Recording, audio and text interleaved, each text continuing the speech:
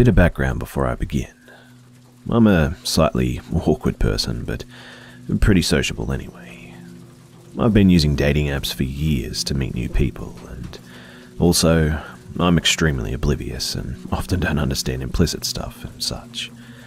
I usually understand things in a literal sense. So, this story began when I matched this girl about a year ago. She wasn't very pretty and her pics weren't great, but like I said, I just wanted to meet fun people. After talking for a while, she asked for my number and called me. She asked me to come over to her place to have some coffee and talk, and I took that literally. Only coffee and talking, so I thought, why not, and left. We met at the tramway station and walked about 10 minutes to her apartment, which smelled funny. A mix of dog and some herbs or something. She soon told me that she had 3 dogs and liked yoga, meditation, massage, which kind of explained it all. As I said, I wasn't expecting anything sexual going down, but then she said something about staying the night and banging all day, and honestly, I just brushed it off at this point. Besides, that night I was throwing a party at my place. It was around 11 AM, and no, I never told her about my party. Then we drank coffee while talking, and man, it tasted bad. Like, really, really bad. His peripheral vision, their families before leaving. I'm not going to lie. I basically went to college to smoke some weed and go to parties. My full intention was to do just enough to get by while partying as much as I could. Unfortunately for me, I only applied to a few schools and was only accepted to one, a small college in the mountains of New Hampshire. It was really small, around 3,500 total undergrads, and I went not knowing anyone. On the first day, as I was skipping the ice-breaking games and other students were giving tours of the campus to their families before leaving, I wandered down a small path behind the cafeteria toward a small stream that I had noticed during the drive-in. I lit a joint and was just meandering around when I noticed another dude a little further down from the stream that cut a straightish path through the trees. He was also smoking a joint, I assumed by the way he was holding it. I made my way over to see if I just made my first college friend and introduced myself. His name was Nate, and he actually seemed pretty cool and was smoking some really nice herbs, so I figured I could get along with him. He stood about 5'5" and was a little stubby, but I remember noticing that he had a really weird laugh, like a nervous type, and that whenever he laughed, he'd kind of look off to the side and glance back at me from his peripheral vision. And yes, I knew it was weird even back then, from the first time that I met him, literally the first 30 seconds of introducing myself, but I just thought that maybe he was socially awkward or something, had bad teeth, who knows. I was taught not to judge, and he was otherwise normal. We ended up hanging out fairly frequently though, playing video games, drinking, smoking, but other people, especially in my dorm, didn't really seem to take to him. Not that I really felt a strong bond with him or anything, because I didn't. It was a superficial friendship, built around drugs and debauchery, but I definitely got the sense that my other friends weren't comfortable around him. But then, something weird happened that I've managed to successfully forget about until pretty recently.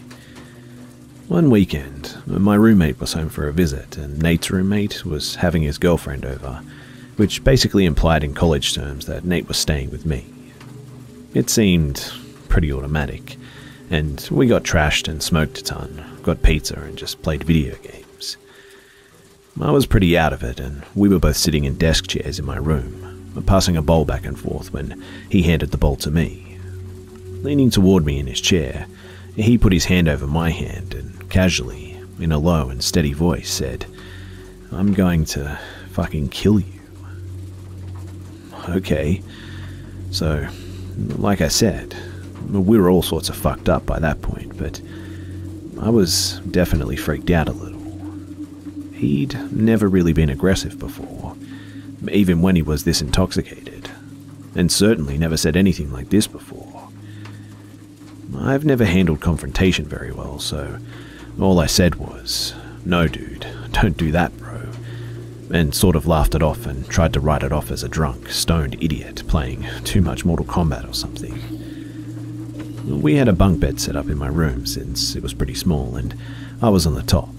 My roommate was a bigger guy and didn't want to have to climb down to pee in the middle of the night, so we just agreed upon it. We had both gone to bed, but my roommate had put up Christmas lights that we just always kept on, strung along the ceiling. I should also add that I'm half deaf, so when I sleep, I tend to roll into my functioning ear to block out sounds or muffle them into the pillow. This also means that I'm a pretty heavy sleeper. Anyway, sometime during the night, I just randomly woke up, feeling a little nauseous, and slowly opened my eyes. And Nate was just standing on the edge of his mattress, holding onto the side railings of my top bunk and staring directly at my face as I was sleeping. What the fuck? My eyes got wide as I snapped awake and sat up. "Whoa, what the fuck, dude?" I said, backing up and bumping my head on the wall behind me. Then he turned his head and gave me that weird look from the corner of his eyes, the same smile and laugh that freaked me out the first day I met him. He was still holding the railings, standing on the mattress from the lower bunk. His face was lit in weird splashes of colour from the Christmas lights. He took one hand from the railing and put his finger over his mouth, while smiling and still looking at me sideways, and whispered, "Shh," before hopping down and just leaving the room. It was like 3 a.m. and honestly, I don't know where he went that night. I never told anyone about that and pretty much did my best to bury it and never think about it again. I also avoided Nate for the rest of the year, making up excuses when he wanted to chill alone, but did end up at some parties with him a few times. But we never talked about that and he never brought it up. I transferred to another school the following year, not because of Nate or anything, but just financial reasons, and did manage to forget about that weird incident. And that was about 15 years ago. I'm 33 now and recently got a call from an old roommate from the school in New Hampshire, who luckily remembered my very repetitive phone number. I made a song out of it that's really easy to remember and have never changed the number. "Yeah, so, man, do you remember that guy Nate who you used to hang out with at the dorms? Well, I just found out that he killed 2 of his friends with a hunting knife and fishing line on a camping trip a year ago. He said that he was too fucked up to control himself, and he was mixing his meds with booze and drugs, and apparently they said that he just lost it." The thing that just gets to me is wondering if he told them that he was going to kill them, and if the last thing that they saw was that sideways smile that I saw when I woke up that night. Whatever the case, I'm pretty sure that I escaped a close call that night.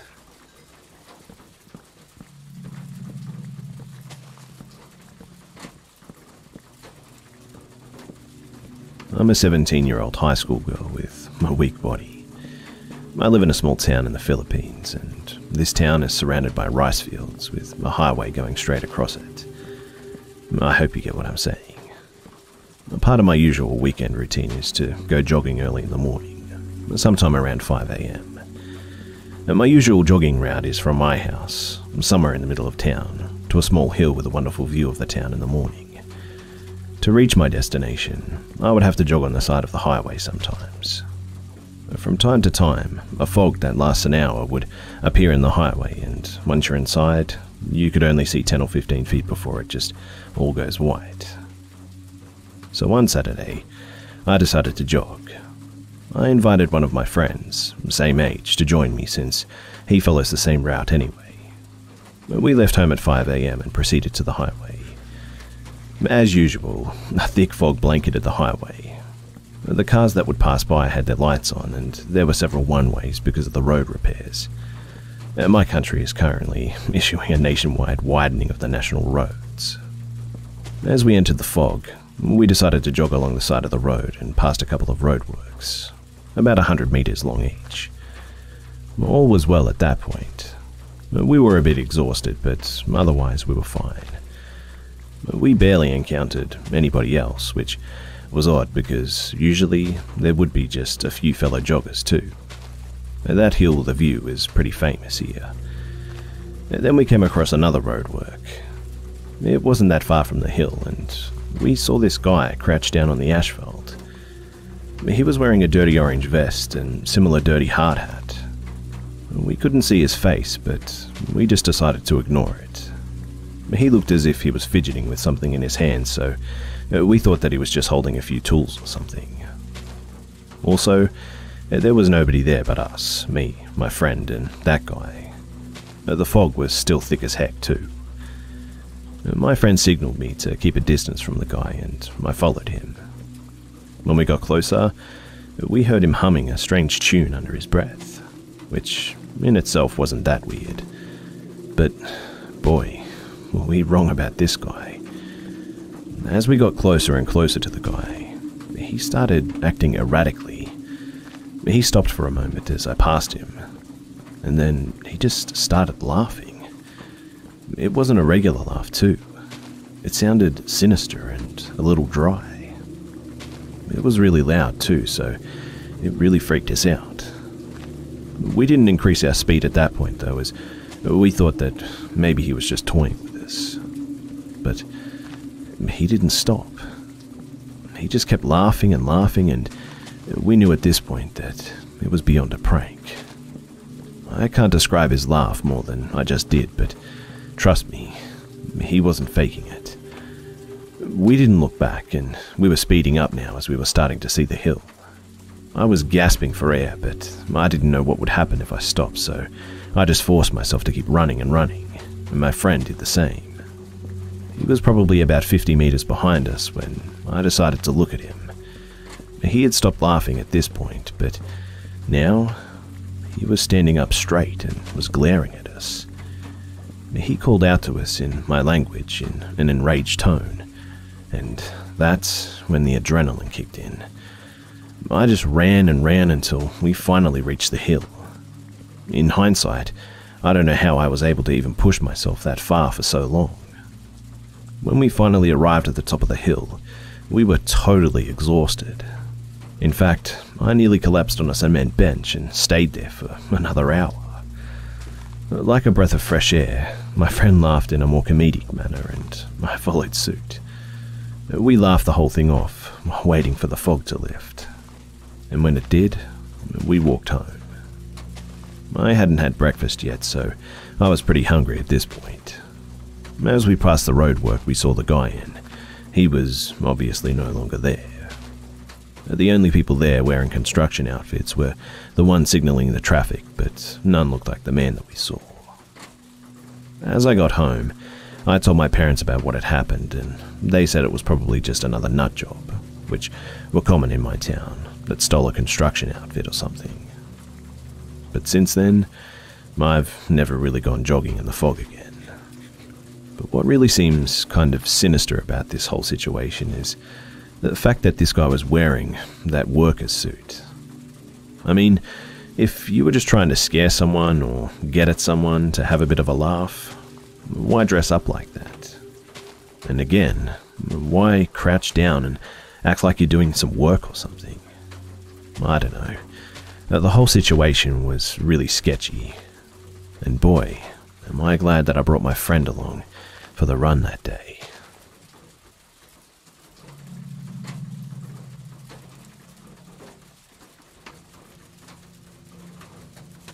It's 2012, and at the time, I was 15 years old, a white guy, and was 5'11" then. I grew up living in a rougher part of Minneapolis area. Now, this plays a huge role in my story because of something called being street smart. Growing up, you make mental notes of people to determine what their business is. If someone throws gang symbols, you stay the hell away.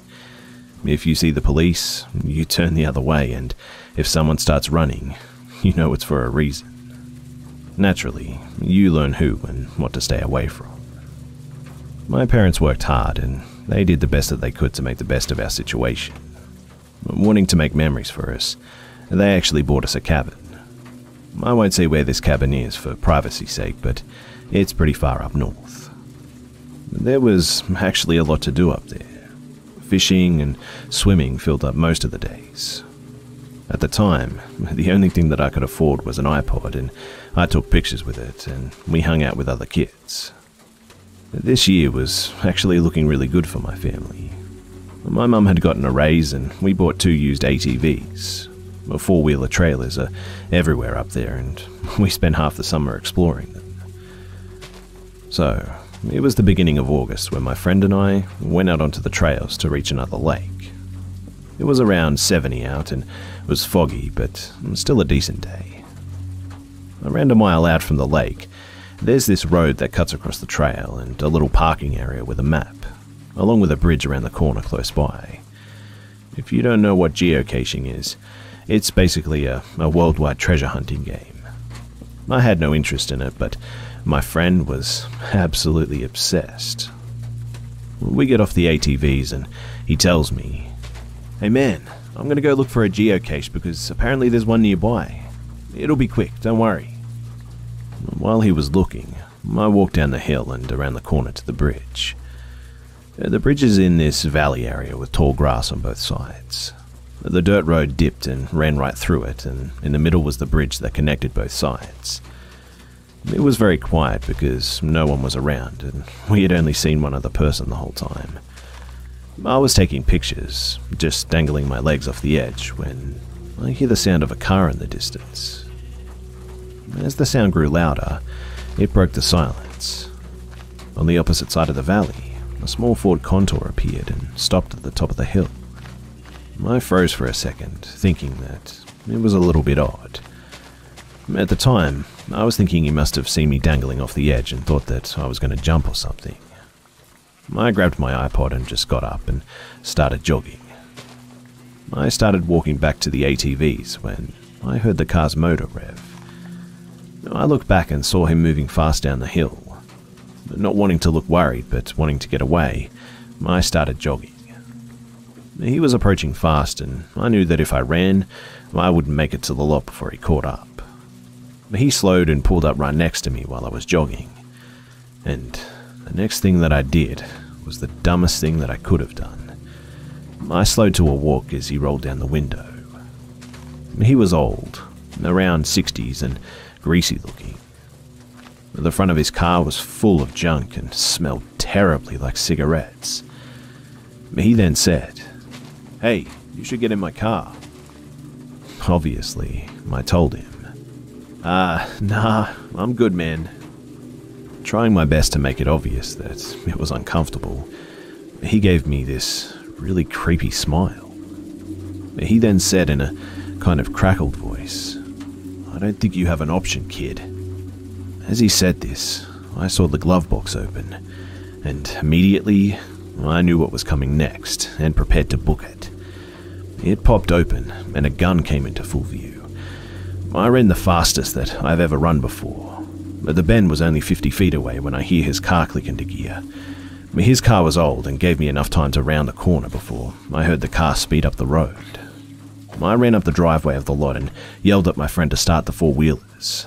The car pulled into the parking lot as I said this, and they started up and we drove off, leaving our helmets behind. But the car followed us out and onto the road. He followed us from a distance, and I knew that there was a trail opening within a half mile. I was scared because I knew within the next minute that we would have to slow down to make our turn, giving the car time to catch up. We slowed and turned onto a path too steep for a car without four-wheel drive. I went after my friend and looked back at the car passing by. As I looked at him one last time, I saw another man. He must have been laying down across the back seats out of sight, and they both glared at me and just sped off. After 3 miles, we stopped on the side and just caught our breath. We couldn't even speak because we were so shook. We sat there for a good 15 minutes with the motors off to listen for the sound of the car. We got back up and the first thing my friend says is, "Oh, shit. We forgot the helmets, dude." The trail hooked back around to our original path, so we made our way back and the car was long gone by this point. We grabbed our helmets and we just got the hell out of there. I hope that anyone listening to this will never have to go through this like I have. But here's some advice for listeners. Please, always be aware of your surroundings. I'm now 21 and I also carry a gun wherever I go. And if something doesn't seem right, stop and look around. It may actually save your life one day.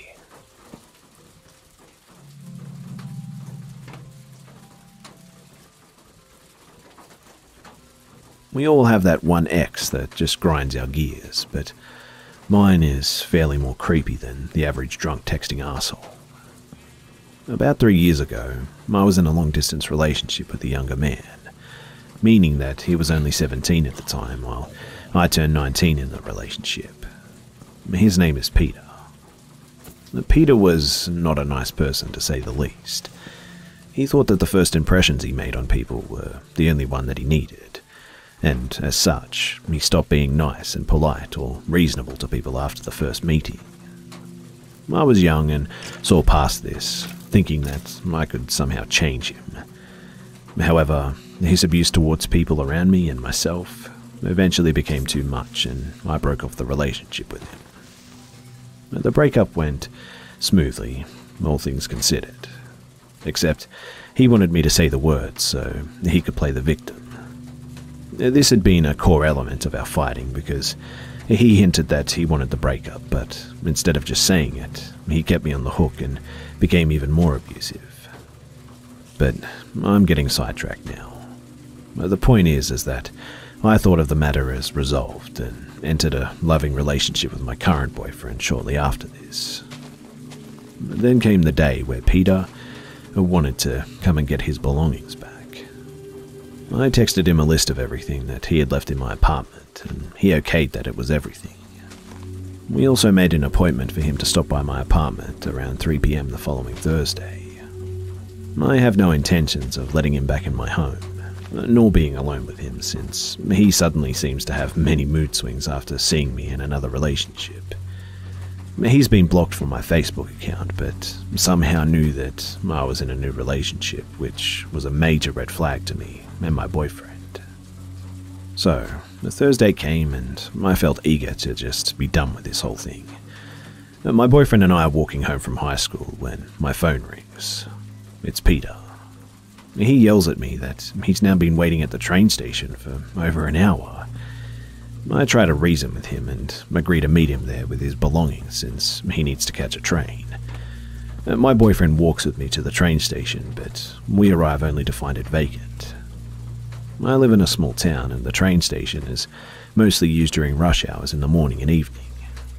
It's also located, rather bizarrely, among normal residences, and there are a lot of alleyways leading all over town from there. I get a text stating that Peter can see us, but won't come out of hiding when my boyfriend is there. We leave his stuff on a bench at the train station, calmly replying that I'm not actually interested in meeting with him again. When I say calmly, I mean that my reply is calm. Me, on the other hand, I'm shaking and my boyfriend is furious over this child play. On our way home, though, I receive another text. This time he states that he had a gift for me and it's in my mailbox. This freaks us out even more, mostly because this indicates that he might be waiting at my home. It's entirely possible that he watched us at the train station and then ran all the way to my apartment. However, there's no trace of him and nothing except a bill in my mailbox. By now, we figured that he was just acting up out of spite and proceeded to ignore the bombardment of texts, calls, and so forth that followed that day. After a while, life returns to normal.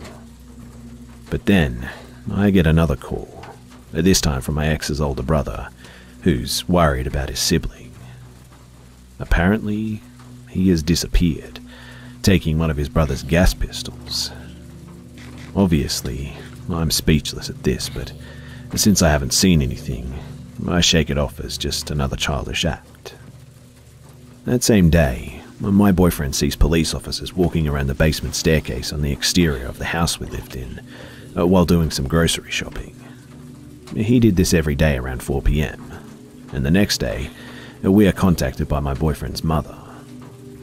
In the newspaper, there's a description of an unnamed young man from the same town as Peter, who's been arrested for attempted robbery of the pizza place that I lived above. He was apparently armed with a knife, a gas pistol, and lighter fluid, while stating that he was not attempting a robbery but was there to visit his ex, presumably me. Contacting the police, I discovered that he also had a mask, fake papers, and a wig in a duffel bag, which he had thrown down into the staircase when, around 4 PM, he had jumped a fence and tried to enter the pizza place. This means that my boyfriend went out of our front door while my ex was hiding right beside the front door, armed. Honestly, I have never been that freaked out before. The sad truth is that my ex never got charged with anything too, because he was a minor, has a father with a military background and a lot of money.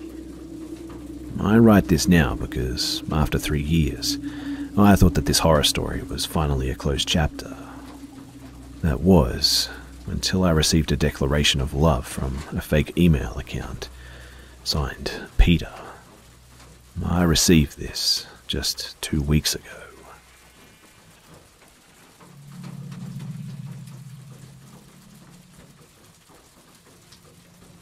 This happened earlier last year, and it still fucks me up if I think about it too much. First, a little backstory to explain.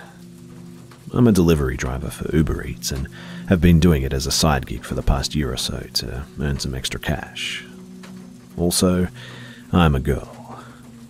Yeah, so Uber Eats it's a super chill job, although the pay is definitely not ideal, especially at night.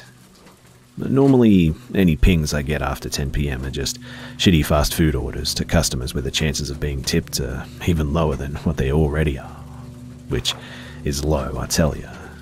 I would say 2 in 10 people tip on the Uber Eats, but whatever. Anyways, late night deliveries are rarely profitable, which is why I would barely do them.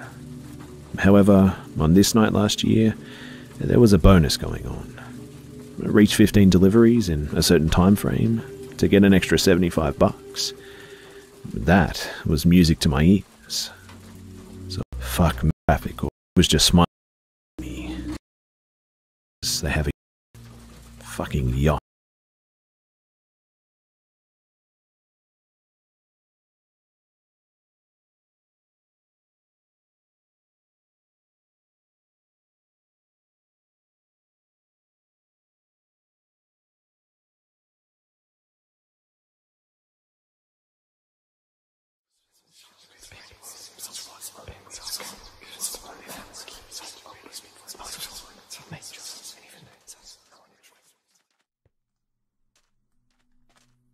G'day mates, it's B-Buster here.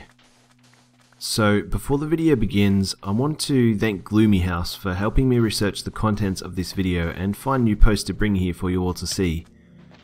Gloomy House is a really top guy and a really helpful person. He's a bit of a guru at 4chan research and he really helped me out with this video.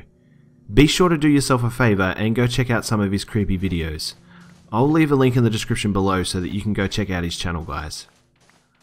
Also, I want to make sure everyone here knows that the stories within this video are a fraction of the 4chan community, and so many of the 4chan community members are actually really decent people.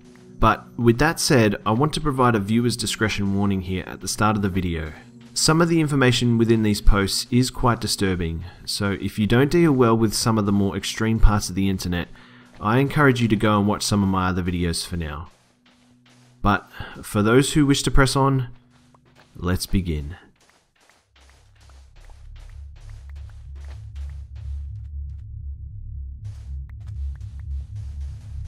Number 7. On the 30th of August 2015, an anonymous user posted a picture on the 4chan website of a toe with the description, "Dubs decides what I do." It wasn't long after this that another user suggested that the original poster cut off the toe. Soon after this, the original poster provided an update with a picture of the toe with a type of band tied tightly in an attempt to cut off circulation from the toe. 4chan users began posting, and it wasn't long after this another update from the original poster was provided to the 4chan community. The post contained a picture of the original poster's toe having now been mutilated and cut off. The post was quickly taken down. However, screenshots of the original post were uploaded by the community on other platforms, and they remain to be viewed by all today. Number 6. In a slightly different tone to some of the more morbid posts on 4chan, the following post resulted in lives actually being preserved due to a community effort from the 4chan users. On February 7th, a 4chan devotee was arrested by the FBI. This time it was for downloading child porn from the notorious website and posting threats to go on a shooting spree at his Michigan college that would result in dozens of fatalities. According to an FBI affidavit, Ali Saad, 19, posted death threats on a popular internet website in late November. In those posts, Saad included photos of Columbine High School killers Dylan Klebold and Eric Harris, and wrote that he was confident that he could top the high score amassed by Sung-Hee Cho, the Virginia Tech student who killed 32 people in April of 2007. Although the popular internet website was not named in the affidavit, Saad later told reporters that it was 4chan that he uploaded the original post to. On November 27th, Saad wrote of opening fire with an AK-47 at a biology lecture class attended by hundreds of students. Quote, 500 plus students, LOL, unquote, he wrote according to an FBI agent. Saad planned to set up a laptop and broadcast the shooting live online via Stickam, the popular streaming video website. He wrote, 10:45 AM, turn laptop to face 500 plus students, pull out AK-47 I got from gun show and unleash mayhem, definitely going to beat you. That message ended with a, thanks for the help, B-Bros, be sure to tune in. The term B-Bros refers to regulars in the 4chan's anarchic B forum. In response to 4chan's posts, two different people who read Saad's threats online reported him to the FBI. With 4chan's assistance, investigators quickly connected Saad to the messages. The Internet Protocol address of the computer that posted the message to the website was captured by the website and made available to the FBI. And by made available, the FBI meant it was provided to the agents without the use of a subpoena or search warrant. During a November 29 raid at Dearborn home, Saad reportedly said that he was using his laptop to post a threat to shoot people at Wayne State on the internet 3 separate times. While Saad denied intending to actually commit a shooting, a forensic examination of his computer revealed that he researched other mass shooting incidences in the United States, including school shooting incidences, prior to posting his threat on the internet. While being interviewed by agents, Saad admitted to downloading about 25 child pornography images from 4chan.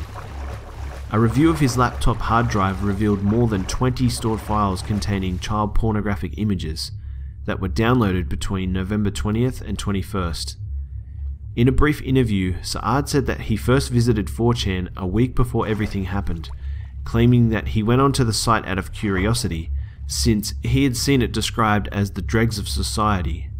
Saad, now attending Henry Ford Community College, added, "And I got fucked for it." Saad arraigned Friday at a US District Court in Detroit on a pair of felony charges.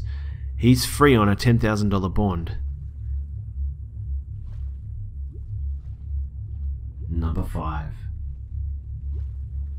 In a recent development on 4chan demonstrating the sheer strength of the community, 4chan users were able to ensure a competition involving Taylor Swift was won by a particular individual. The contest, sponsored by Boston's Kiss 108 FM, gave one winner the chance to meet Swift, take a photo with her, and attend her show at Gillette Stadium on July 27th. At first, this may not seem so disturbing. However, the details of who the community were promoting soon became apparent to everyone involved. The radio station FAQ page encouraged people to vote for a contest by visiting their unique link daily every 24 hours. It was a blatant plea for traffic, and it made the contest pretty easy to spam. Late Monday night, 4chan began voting for one lonely, quote, fat old guy creep named Charles to help, quote, give him a chance to make a complete ass of himself by blatantly just sniffing her hair with cameras rolling, unquote. The original post requesting the support of the community read as follows: "This is Taylor Swift. She's fucking hot. You know it. A local radio station has a contest going to give some lucky teeny bopper a chance to meet her. My creepy 39-year-old friend named Charles would like to crush all those girls' dreams and then sniff Taylor Swift's hair cause he's into that, by winning this instead. He's made it to 25th place out of over 3,000 applicants with just his friend's support, but he's hitting a plateau. Help him crush the dreams of these girls and give him a chance to make a complete ass of himself by blatantly just sniffing her hair with cameras rolling. Click the link to help a fat old guy creep on Taylor Swift in real life and troll a bunch of whiny teeny boppers."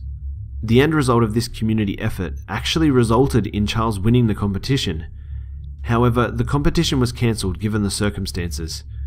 But this enormous effort by the community demonstrated their capacity to potentially change the lives of some of the wealthiest and most powerful people on the earth. Number 4. Slumped under a heap of blankets in a room, in total disarray, she appeared to most observers to be a corpse. But the lifeless character was not a dead person. She is, in fact, a recluse Korean woman who lives her entire life in front of 3 webcams, 24 hours a day. Or, at least, that is what people believe. Very little is known about the mysterious woman whose day-to-day activities are followed by thousands of people around the world via the internet on a channel dubbed ChipChan. But despite the lack of information, viewers have become hooked on webcams capturing every moment of her bizarre life. From hundreds of hours of footage, observers have managed to piece together weird aspects of her life. She only rarely leaves her house, thought to be in Seoul, and when she does, she is dressed in a disguise. She also appears to spend up to 20 hours a day asleep, sometimes in a filing cabinet. Internet users have managed to track down a blog which apparently originated from the same place as the webcams. The blog casts more light on the inner workings of the woman's mind. In it, she claims a microchip has been implanted in her ankle, which is used by a corrupt policeman called P to control her actions. She claims this malign character P is stalking her and turns the cameras off when he enters the apartment. Most of the information gleaned about the woman has come from the incoherent rambling messages she scrawls in a strange script on boards for viewers to read. After a painstaking search, someone was able to decipher the words, which read, "Don't get tricked, don't get fooled. Early every morning, if someone comes that paralyzes the person, I can't be stopped." Another sign read, "The stalker used this skill from 2006. I have slept for 20 hours every day since then. I do not know what have happened while I sleep. I have always been afraid of sleeping." Now the internet has been given over to the people's theories about who this woman is and what she is up to. It is understood local police are aware of her and claim she is mentally ill. There are webcams set up throughout her apartment which she is aware of, and it is speculated that she set the webcams up herself. She rarely, if ever, leaves her home and does nothing other than surf the web and sleep, often 12 hours plus a day. She appears unkempt, in poor health, and extremely lethargic. She's been living this way since 2009. She claims that she cannot leave the apartment due to the chip, which she seems to claim has the ability to make her fall asleep. She does not try to contact the police for fear the corrupt police officer P will find out. If her story is true, she's being held captive by P due to the chip implanted in her ankle, which is apparently controlling or monitoring her sleep patterns. The webcams may also be monitored by P. If her story is false, she's most likely a narcoleptic paranoid schizophrenic. Some questions remain unanswered, however. She does not exhibit the usual traits of a paranoid schizophrenic, as she is seemingly comfortable about being watched, which is uncharacteristic of the disorder. Also, narcoleptic individuals fall asleep in intermittent periods and at random, unlike her 12+ hour sleeping sessions. It is also unknown how she manages to survive on her own, or what her source of income is. Number 3. On June 16th, 2014, the following post was uploaded to the paranormal section of 4chan. A friend of mine recently had to send his computer into the shop because he thought he had downloaded some kind of virus. At the same time, he kept telling me about weird shit that kept happening to him in his house. The main one is he's having issues with both his lights and his television turning either on or off when he knows that he left them the other way before leaving the room and returning.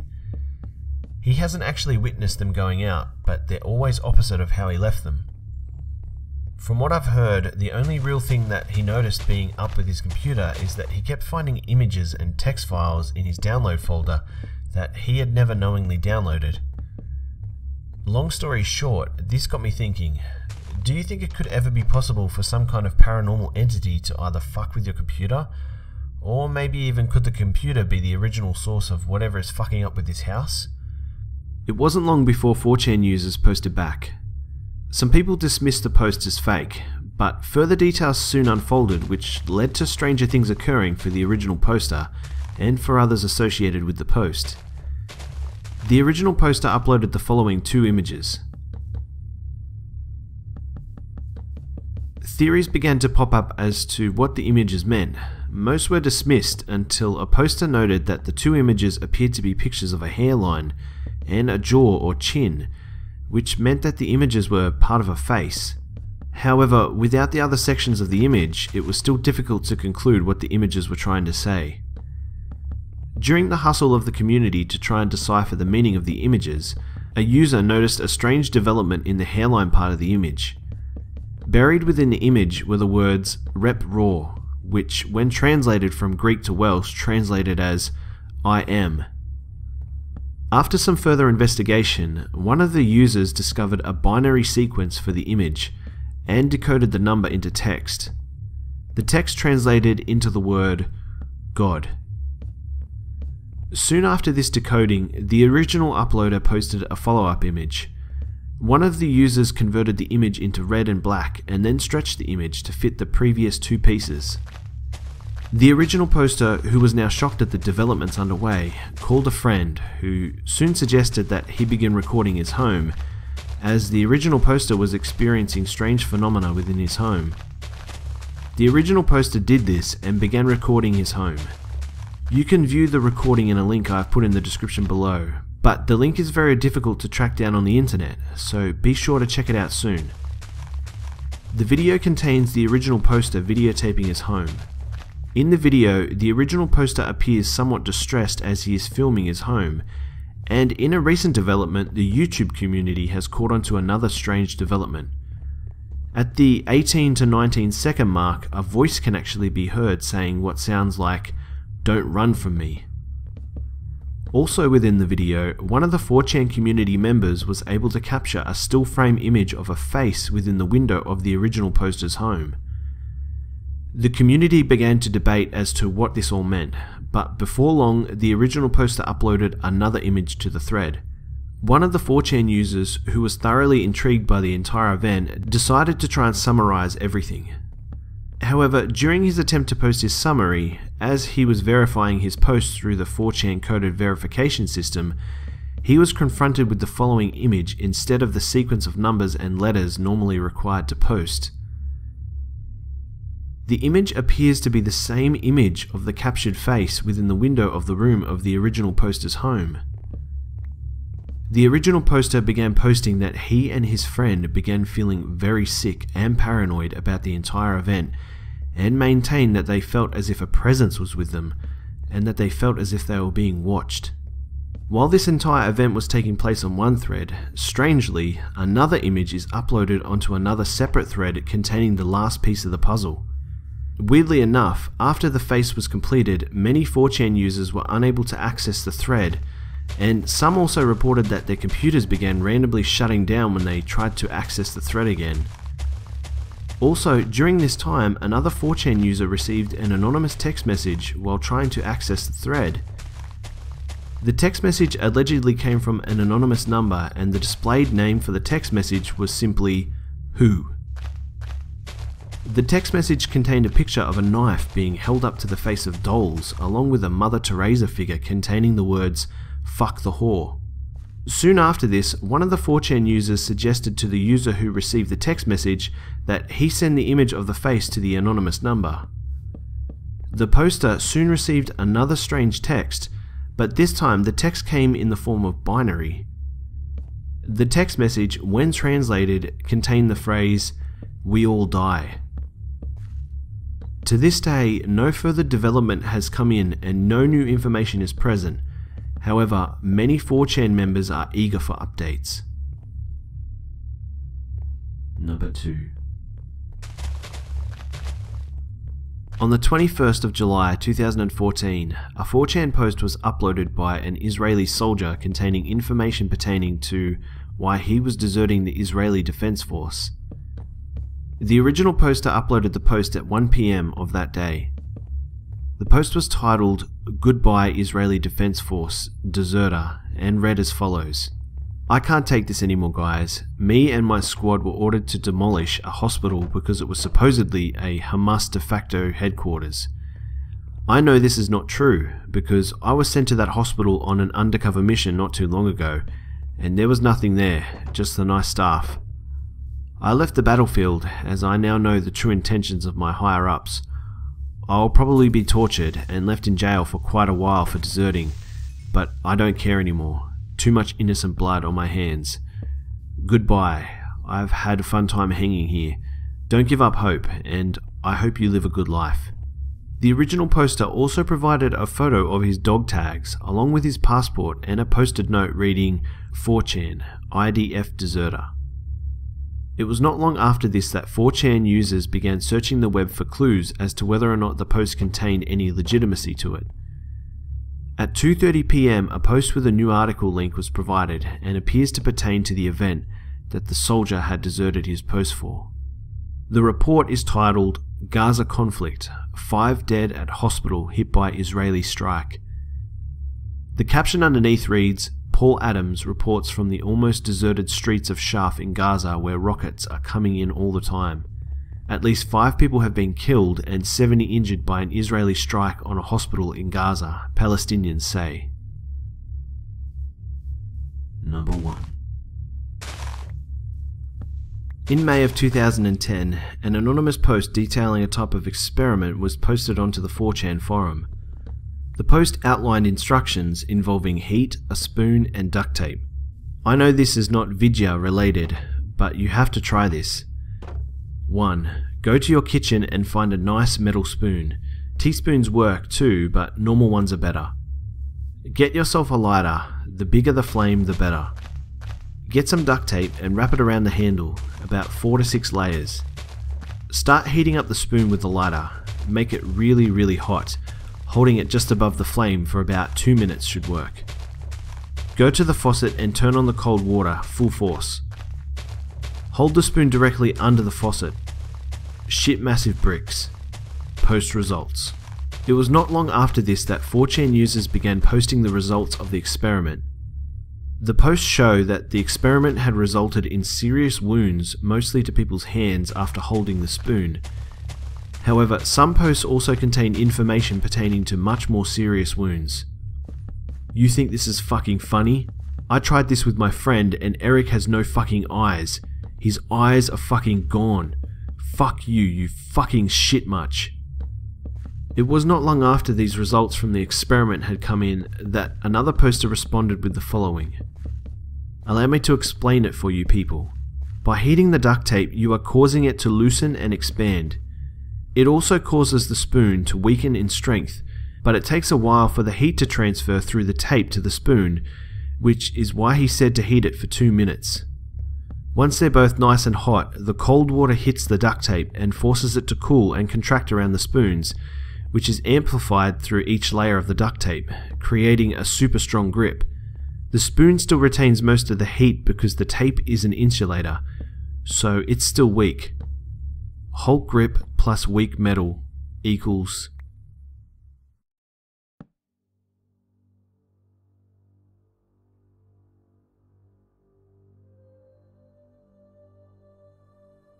G'day mates, it's B-Buster here.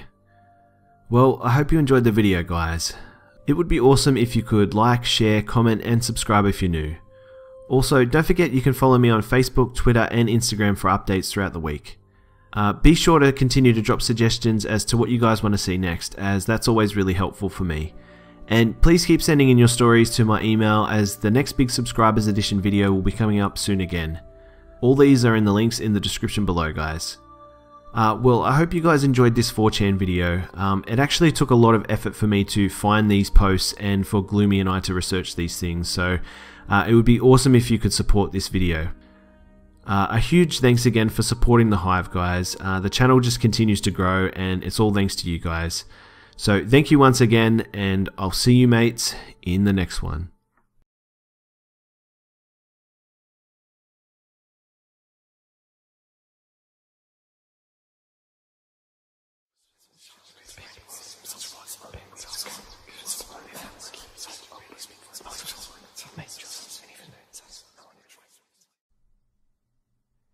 G'day mates, it's B-Buster here. I just wanted to grab you guys quickly just before the video starts, just to let you know that the merch store is now open. My friend and I managed to design a couple of logo t-shirts and also a couple of other t-shirts with a slightly different logo on them and a couple of mugs. So if you guys feel like maybe grabbing a mug to accompany you while you're listening to the scary stories at night, or if you just want a t-shirt that you might want to wear outside and represent the channel with, feel free to go and check out the link I'll leave in the description below. But without further ado, let's begin.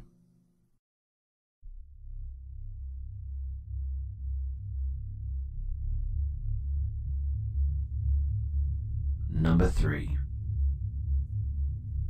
Some of you may have heard of this website called Omegle.com. If you haven't, it's a chat website people go to when they're bored, and it's anonymous. It's up to you to give out any of your information, but you can easily get out of a conversation and move on to talk to a new person with a click. Around 2012, I went on this website a lot as I got lonely, and I've had some nice conversations on there before. I was 16 at the time. This is where I met Emily. She was this funny girl who was so easy to talk to, and right away I felt like we had been friends forever, so I gave her my Skype and all my details so that we could talk again. Pretty soon, we were talking all day, every day for a few months over Omegle. She said she was from Wales, which I thought was so cool. I've never met anyone from Wales. I thought she was the best friend I ever had. We talked about everything going on in our lives. She would tell me crazy stories about the things she'd done with her friends, and we'd talk about relatable girl stuff, and I would wake up to Photoshop pictures of us and cats and some bad pun written on it about us being best friends forever, or something stupid like that. We texted all the time, but I wanted to actually call her or video, but she told me she had gotten into an argument with her stepdad recently, and he threw her laptop at the wall and it broke the camera. Right. Well, I thought maybe she can text on Skype and I'll be on video and voice just so she can see me. Why not, right? When we did, she wouldn't stop going on about how jealous she was of me and told me to stop being so beautiful, and it flattered me. I thought she was gorgeous in her pictures, and it was silly of her to be jealous of me at all. Emily was kind of a clingy kind of girl, as she wanted my attention all the time and would get upset if I fell asleep or didn't respond fast enough. She also started making strange comments about her body, like saying how she thinks she has an ugly vagina and is worried about it and called it a coin slot, and she'd asked if I'd look at it and tell her if it's weird, for which I would just tell her I'm sure it's fine, don't worry about it. She said, "I bet yours has sparkles and magic." I could feel she was trying to get a picture of me. I didn't do it. I changed the subject. Emily would talk about the guy that works at her market and how she had a big crush on him, but was too awkward to say anything. I encouraged her through that time to talk to him, and eventually she got the nerve and asked him out. The night she told me this, I remember her asking this question out of the blue. If I was a guy, what name do you think I'd have? Suddenly, I had this sinking feeling inside reading this as I realized I never heard her voice or saw her in a video. She could actually be a guy this whole time. Could she though? Nah, she's just trying to scare me. She tries to get reactions all the time, and her photos add up to everything she talks about. I've got nothing to worry about, right? I decided to join in. John? Or I was hoping you would say Jacob. That's weird. But once again, I thought she was just being her weird self, and we moved on to talking about other things. I did tell her she almost scared me though, and she laughed and apologized. One night comes along, and we're talking as normal. She asked me what state I lived in. I told her because I thought maybe she wanted to see what it looked like compared to where she lives on Google or something. Then she goes, "You're only 500 miles from me." I say, "No, you're not." She says, "Yes, I go to..." I look up this school, and sure enough, it's in Alabama. But you can easily just look for a school on Google Maps, so I thought she was just making stuff up to get more reactions. She says that she fixed her camera, and we can do video chat tonight if I wanted to. I said yes. I was excited. We had talked for 2 months, and I finally get to see her instead of pictures and texts. I get all set up in the living room and call her. She answered, "You know when you feel frozen with fear and time feels slow? That first second, when I saw him, I thought maybe that's her brother or friend and she's going to move the camera to her. Nope, it's just him. While I'm frozen and speechless, he picks up one of his laptops and signs in as Emily to show me that he's been doing this the whole time. He doesn't say anything. He then pulls out a camera and points it towards me. I finally told myself to end the call before he takes a picture. Why did he take his camera out? I don't know, but I try to process everything while my heart is pounding, and even though he may not be near me physically, it was still very creepy and disturbing to me. I pulled myself together and decided to try and get some answers. I wrote him a simple "why?" And he says, "I was dared to by my friends to pretend I was a girl on Omegle, but I thought you were really cool, so I kept it up. I stopped talking to the other guys though. I just wanted to keep talking to you." Guess what his name was? Jacob.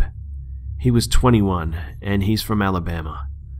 I couldn't understand how he kept up with his fake life of Emily every day and even had pictures to make it all seem so legitimate. It was almost like Emily was real and died that night. This girl in these pictures, who were they? The strange thing is, sometimes I feel like she's still out there, but I know she doesn't exist. Number 2.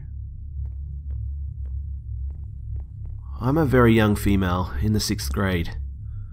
I was naive and stupid. I kind of still am, so please don't leave me a lecture about internet safety. Truth is, I know it all already, but I chose to do this. I'm aware it was a dumb decision, and this will never ever happen again. Okay, so let's begin. I was bored over this past winter vacation, and was on the tablet I got for Christmas along with a Bluetooth keyboard. But I didn't want to go to sleep. I remember recalling watching many prank videos on YouTube on this site called Omegle. If you don't know what Omegle is, it's a free website with a safe PG version for 13+-year-olds and another inappropriate version for inappropriate purposes. For some pedophilic reason, guys still prefer to go on the safe version to show girls their anaconda. This site keeps you anonymous for safety purposes and doesn't recommend you give out personal information. Being stupid me, I figured, hey, might as well talk to strangers at midnight. What could go wrong? The answer to that question is a lot. I learned that the hard way. This was the second time in a row I've used Omegle. On January 2nd, late at night or early in the morning, I went on and in my interest box I entered 5SOS. It was quite a few chat logs in when I saw a girl who said she was 13.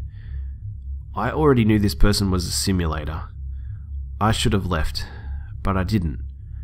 Basically, this girl was asking personal information. I faked it all except for my age, shamefully.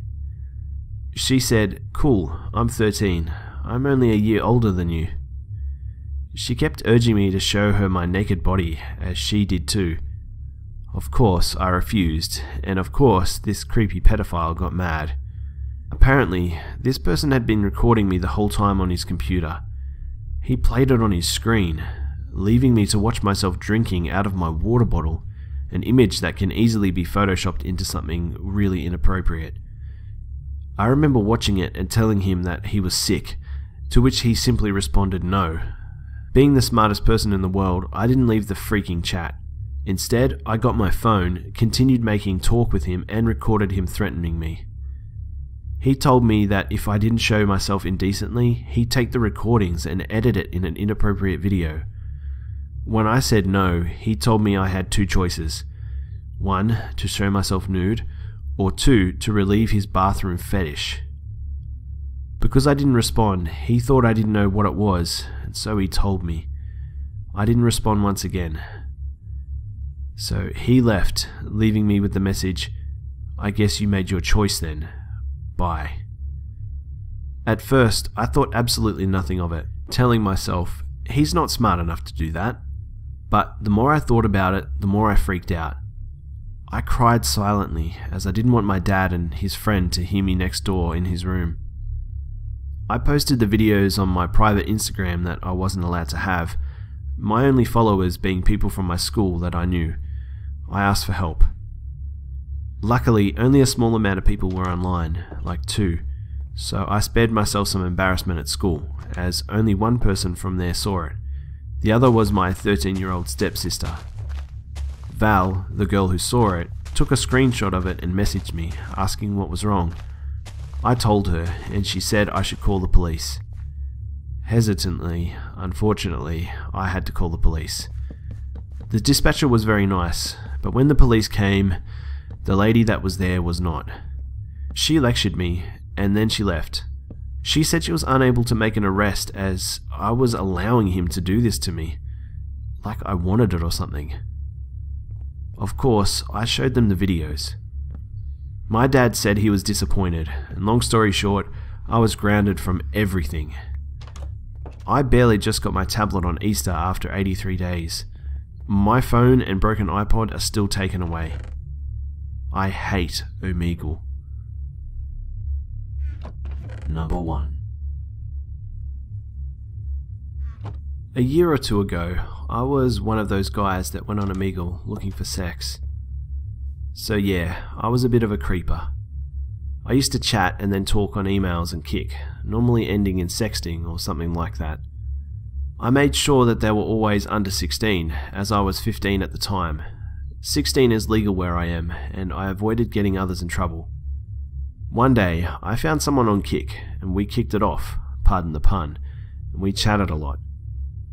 I found out she was from where I lived, and I was overjoyed at this point. At that time, she told me she was 22, or around that age. Now, I think I may have been the biggest retard possible, and I said I was 16. We talked about meeting for a while, and one day she talked about sex. Now, I never used to send anything except shirtless, which to be honest isn't impressive at all, for obvious reasons. This time, I did decide to send more private pics. I got pics back and it looked pretty genuine, so we kept going on. We chatted more, and one day she dropped a bombshell. She said she was actually in a relationship, but they were looking at a threesome. Now, as a horny teenager, I took whatever I could get and said okay. It was at this point that she apparently showed and shared the emails with her boyfriend. I got lots of chats about what was going to happen and stuff, and I was pretty excited, to be honest. At this point is where both of them asked if I had ever thought or done bi stuff. I was creeped out a little, but simply said no to both and told them I was straight. To start with, they said okay, but they kept coming back and asking if I was sure. At this point, I thought I would feel very unsafe and uncomfortable to meet them or even chat, and so I told them that. Now this is where it gets creepy. I was told to stop, and I got spammed with emails giving me a lot of sexual and normal abuse. I ignored all the emails. I got scared but thought nothing of it. It was one day when I got texts and missed calls of the same kind of abuse that I got creeped out.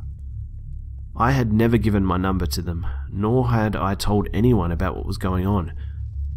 So it was them. But how? I got texts saying that they were going to send my photo to my parents, post it to all my friends if I didn't do what they asked. I was petrified. I was going to phone the police, but I thought I could get in a lot of trouble for that. I asked what they wanted. Then I found out that it was most definitely a single guy this whole time. He said if I didn't perform gay sex on him, then he would do what he threatened. At this point I said, "I'm underage, I'll have you arrested for child pornography." He didn't believe me. I also mentioned it was blackmail. He then threatened to hurt me, to which I replied, "You don't know where I live." He then told me a road which I lived on. I claimed he was wrong, but he wasn't persuaded.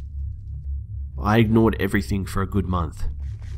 I purposefully took long routes home from school and never went out by myself, ever. I locked everything in my house when I was by myself. I deleted my email, chopped up my SIM card, and made sure I never had long hair again so he wouldn't recognize me. I lived in fear for around half a year before I got over it. I only told a handful of close friends for safety. It just shows you can't trust anyone online. And it's not wise to be on there for the purpose I was on there for, especially when you're underage.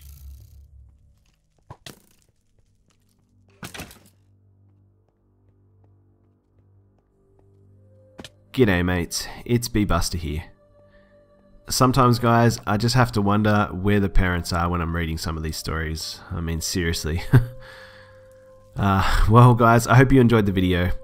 It would be awesome if you could drop a like, share the video, and let me know what you guys want to see in the future. And don't forget to subscribe if you're new. You can catch me throughout the week on Facebook, Twitter, and Instagram for updates and behind the scenes action, guys. Thanks so much for watching, guys, and I'll see you mates in the next one.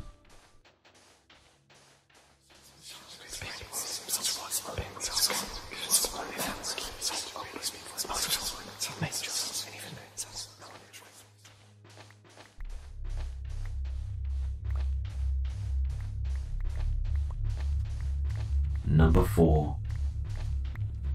My girlfriend from college moved back to Denmark after this last semester for good, and I'm back in California for the summer. We decided that Skyping would be the best way to keep in contact as we are unable to call each other now. Anyhow, about a week and a half ago we were Skyping and having a good old chat about flights and such when I suddenly felt something wet on the top of my foot. I was sitting at my desk with my feet under it, so I had no idea how my foot could get wet. So I looked down. My girlfriend watched as I had what must have appeared to be a minor breakdown when I realized that my foot was covered in blood. I ran downstairs to show my dad and told my girlfriend I'd be right back. My dad and I came back up and looked around for anything that could have happened to have dripped blood on my foot. In futility, of course. I went to the bathroom and washed it off and had no cut or anything that would hint at being my blood. So I get back up. I'm kind of creeped out, but I decided to simply ignore what just happened when my girlfriend asked me what may remain to this day as the single creepiest question I've ever heard. Who was that guy that walked out of your room when you went to get your dad? To this day,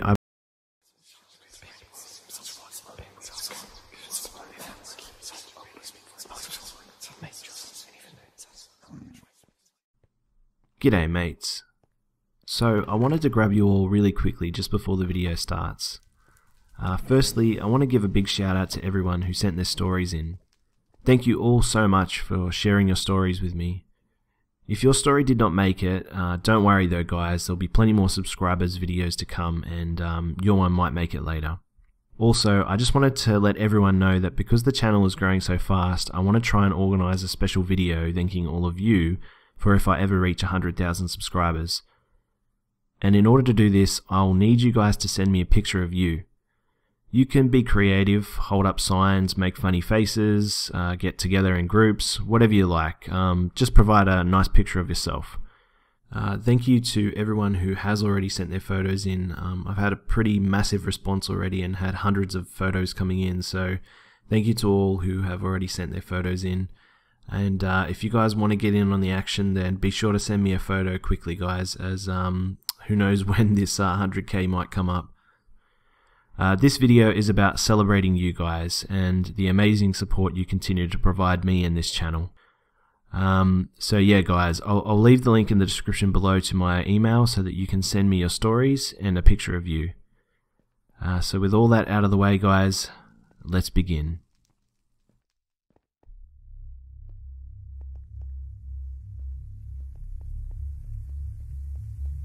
Number 20. So, I was 17 years old. My then boyfriend and I were out on a farm access road. Only one way in and out. It was November, it wasn't really cold, but it was cloudy. I had my window rolled down a few inches because Bob was having a cigarette while trying to find something decent on the radio. I was sitting cross-legged with my back against the passenger door. On both sides of us was empty fields because it was past harvest. I happened to look out the back driver's seat window and saw the silhouette of two men who looked like they were carrying rifles. When they saw me looking at them, they moved to the rear of the car and ducked behind it. I should have heard the footsteps on the gravel with my window being opened, and I heard nothing though. I went ballistic. I started locking car doors and screaming for Bob to start the engine. I never took my eyes off the rear of the car. At first he thought I was dicking with him and laughed, but the panic in my voice got him motivated. I screamed, "There are two guys out there, and I think they have guns." He turned on the lights and started to peel out of there. I fully expected to see two guys eating our dust and cursing us out at the taillights, but nothing was there. At the end of the road, Bob stopped and asked what the hell that was all about. I could barely talk, but told him what I saw. He'd been coming to this place for years with girls and nothing ever happened. I said maybe it was the farmer with another man and they were trying to scare us. He said this wasn't possible because he knew the farmer, and had it been him he would have driven down the same road we were on. He lived too far away to chance walking across fields at night with no flashlights. I said, could it be illegal hunters? He said all the land was posted for no hunting because there were homes scattered along the main road that led to the access road. If they fired weapons, someone would hear them and call the police. There would have been no reason for them to run or hide from us. We were two teens in a car and they were grown men with weapons. I was very shaken and Bob took me home. I mulled it over in my mind trying to find a rational explanation. Bob never saw anything, so obviously he doubted my story. We stopped dating after that night. I think I scared the hell out of him. So what did I see? Damned if I know, but I can tell you I saw it. I'm now 62 years old, and I can't remember ever being that scared before or since. Something was not right about those things that I saw. They were blacker than the night and distinctively solid, but I could see no facial features. Their movements were jerky and uncoordinated, yet they made no sound. I wouldn't even be repeating this story if not for finding a few stories like this 45 years after the fact on the internet. Just for the record, we were not drinking or smoking weed or doing any mind-altering drugs. Did I matrix the whole thing? I could have, but Around here, kids always hung out in the farmlands or mountains, and I was one of them, and never encountered anything like that night. Number 19. Here's what happened to me one night. When I was around 15 last year, I was at home, alone with my friend. Keep in mind, I live in Canada and we don't have very much crime in the city where I live. It was around 1 in the morning. I was, and still am, very paranoid about people breaking into my house or doing something to harm me. I always kept a knife handy or some sort of a baton. My friend and I were playing Xbox upstairs, and after a while of not eating, we decided to go downstairs to get something to eat and drink. This was a big mistake. It was dark in the hallway, the only light switch being 10 feet away. Me being paranoid, I brought my baton and knife with me downstairs. I turned on the light and we proceeded to head downstairs, and when we got to the bottom it was pitch black. We couldn't see a thing. We bumped into things trying to find the light switch, and after a minute or so of hitting our toes on tables and couches, we found the light switch and turned it on. I always felt safe with the lights on, and I placed my baton and knife on the kitchen table and we went to the fridge to get some pop. But then we heard a tapping noise coming from the window, I'd say 15 feet away from us across the room. I gave my friend my knife and got my baton, and we thought it may have been the 17-year-old that lives beside us that scares us every so often. So we said... We continued to hear this noise though, and I got a little scared, so I gripped my baton really hard. We heard a really loud bang on the window, and I knew right then it wasn't Dylan. We bolted upstairs and didn't even grab what we came down for, we were that scared. We jumped up the stairs while running, and we almost ran into the door, but I got myself to stop before the door. We opened it and shut it extremely fast and then locked the door from the inside. I then proceeded to get on the phone to call my dad's friend, which is a police officer 5 houses down from us. But the portable phone wasn't charged. I thought we were going to die because we couldn't call the police. I just remembered that my dad has a handgun under his bed, so I slowly opened the door and ran to his bedroom. Not even turning on the lights, I grabbed the lock cases and the key and bolt back into my room. I frantically try and open it, and I got it open. I took out the gun and loaded it with the magazine. I cocked it back while I looked out my bedroom window to find a man standing there. He was smiling. This scared the shit out of us. We yelled at him to get the fuck out of our property before we grab our guns and shoot him. I pointed my dad's pistol out at the window, right at him. I really did not want to have to shoot someone. My hand was shaking so hard that I probably couldn't even hit him if I wanted to. It was very easy to see us from the window because we have the light on, so it was clear to him I had a gun. He ran into the surrounding woods by my house. My friend and I told my parents about this, and this scared the shit out of them. They called the police and told them what happened. They caught the guy breaking into another house a week later. The guy was caught after he had stabbed a woman who was living alone in the house. The police called me in for an interview and to see if I could identify who the guy was. He was the killer. He also confessed that he had killed other people before. I was absolutely terrified. Since then, my father bought me a firearm and put it in a secure location in my room. I hope I never have to use it though. Number 18. This is a creepy story that happened to my girlfriend. I dropped my girlfriend off at her grandmother's place for the night. I got home, and like normal I sent her a text letting her know I made it home safely. I didn't get a response though. I figured she had just fallen asleep or got caught up talking to her grandmother, so I just shrugged it off. Maybe 20 minutes go by and I get a call from a very panicked girlfriend. She's saying how someone tried to break into the house. The guy never got in because the police were able to get there in time. When I asked just what happened, she said the following happened. Her grandmother came home at about 10:30 that night from a church function. My girlfriend was helping her grandmother unload groceries from the car. As my girlfriend was getting the bags from the trunk, out of nowhere this Hispanic guy in his early 20s was standing behind my girlfriend. He must have stood there for about 30 seconds, not saying anything. When my girlfriend turned around, she screamed, seeing the man with his big ear-to-ear grin across his face. He didn't say anything or move. He just stood there, towering over my girlfriend. She and her grandmother bolted to the door, leaving everything behind in the car. The man started going through the car as if he was looking for something. This went on for maybe a good 5 minutes. By then the cops were called. The man walked up to the door and started ringing the doorbell and knocking on the door. He was saying how he knew them and he just wanted to talk, all while having that big ear-to-ear grin across his face. The next part is just really odd. He laid down in front of the door and actually went to sleep. Another 5 minutes go by and now the cops are at my girlfriend's place. The cops arrested him and started asking me questions, as well as my girlfriend and her grandmother. While the cops are getting statements from my girlfriend and her grandmother, the Hispanic man just had that ear-to-ear smile as he looked back at my girlfriend. The cops place the man in the back of the cop car and drive away. As my girlfriend watches the car drive away, the man still has that smile on his face. I don't want to even think about what could have happened if things got even worse. Number 17. I started working in a nursing home in my hometown when I was 18.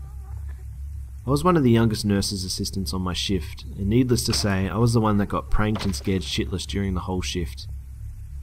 I worked 2 to 10 and many times 10 to 6 since I was young and had no life at the time.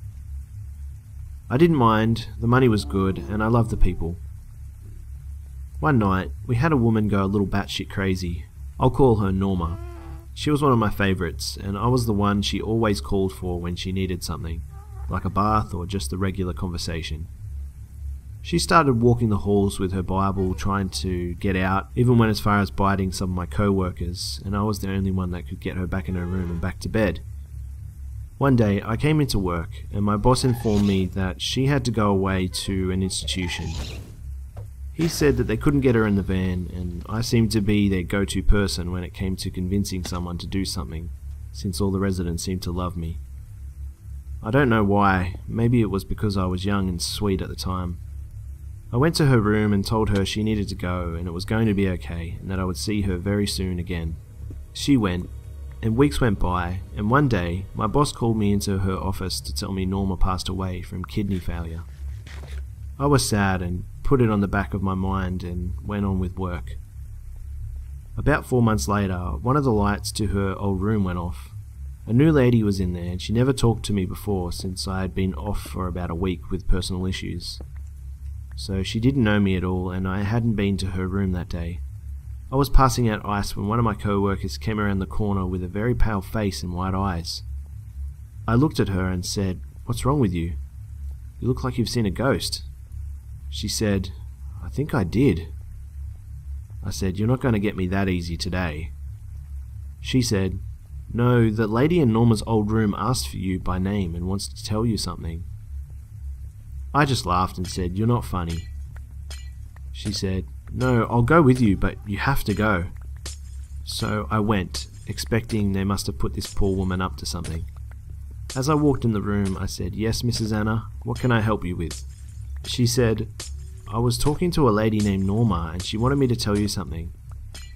I looked at my co-worker who was clearly not smiling, but standing in horror, when she said, "Norma wanted me to tell you she is back and she misses you. She said she used to live in this room and that was her chair and she just wanted to come see you, but when I got back from the restroom she was gone."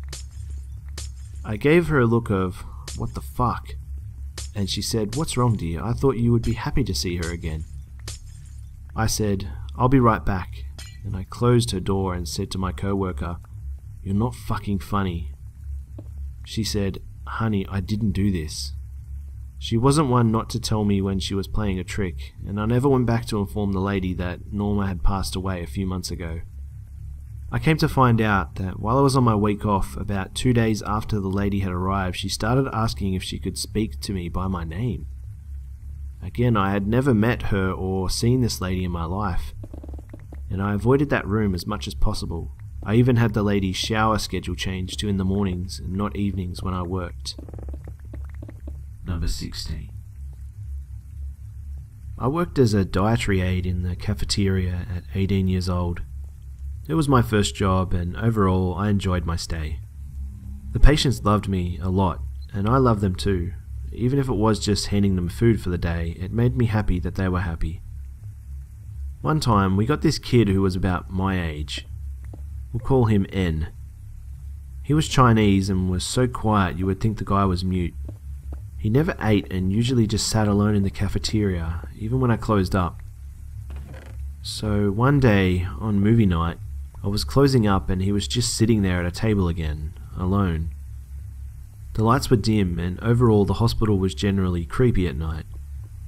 I asked him in my softest and most polite tone I could muster, "N, don't you want to join the others for movie night?"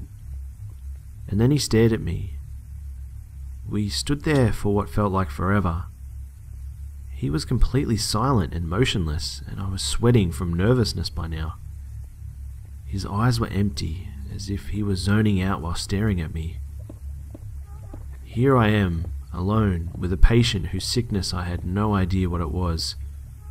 I was a little scared for my life as I felt a sense of dread coming over me. Then he stood up. He muttered something like, "Okay," and walked out. I never felt such relief in my life and hadn't realized I was holding my breath. The scary thing is that it turns out N suffered from severe schizophrenia and depression. He could not go into college because of his illness and behavior, resulting in his parents completely disowning him. It broke him even further, and I later realized why he was so quiet. He was never listening to me or real people. He was quiet because he was listening to all the voices in his head which would tell him to kill people, how to do it, and what to do with the body after. I was alone with a dangerous level schizophrenic who was listening to voices that were most likely telling him to kill me that entire time as we stared at each other. He discharged 2 days later, and he never returned to our facility. But I hope he's doing okay, wherever he is now. Number 15. Here's my story. 5 years ago, when I was 12, my sister was 14 and my younger cousin was 3, and something strange happened to us. One night, the three of us were playing hide and seek. After a few games, it was our younger cousin's turn to come and find us.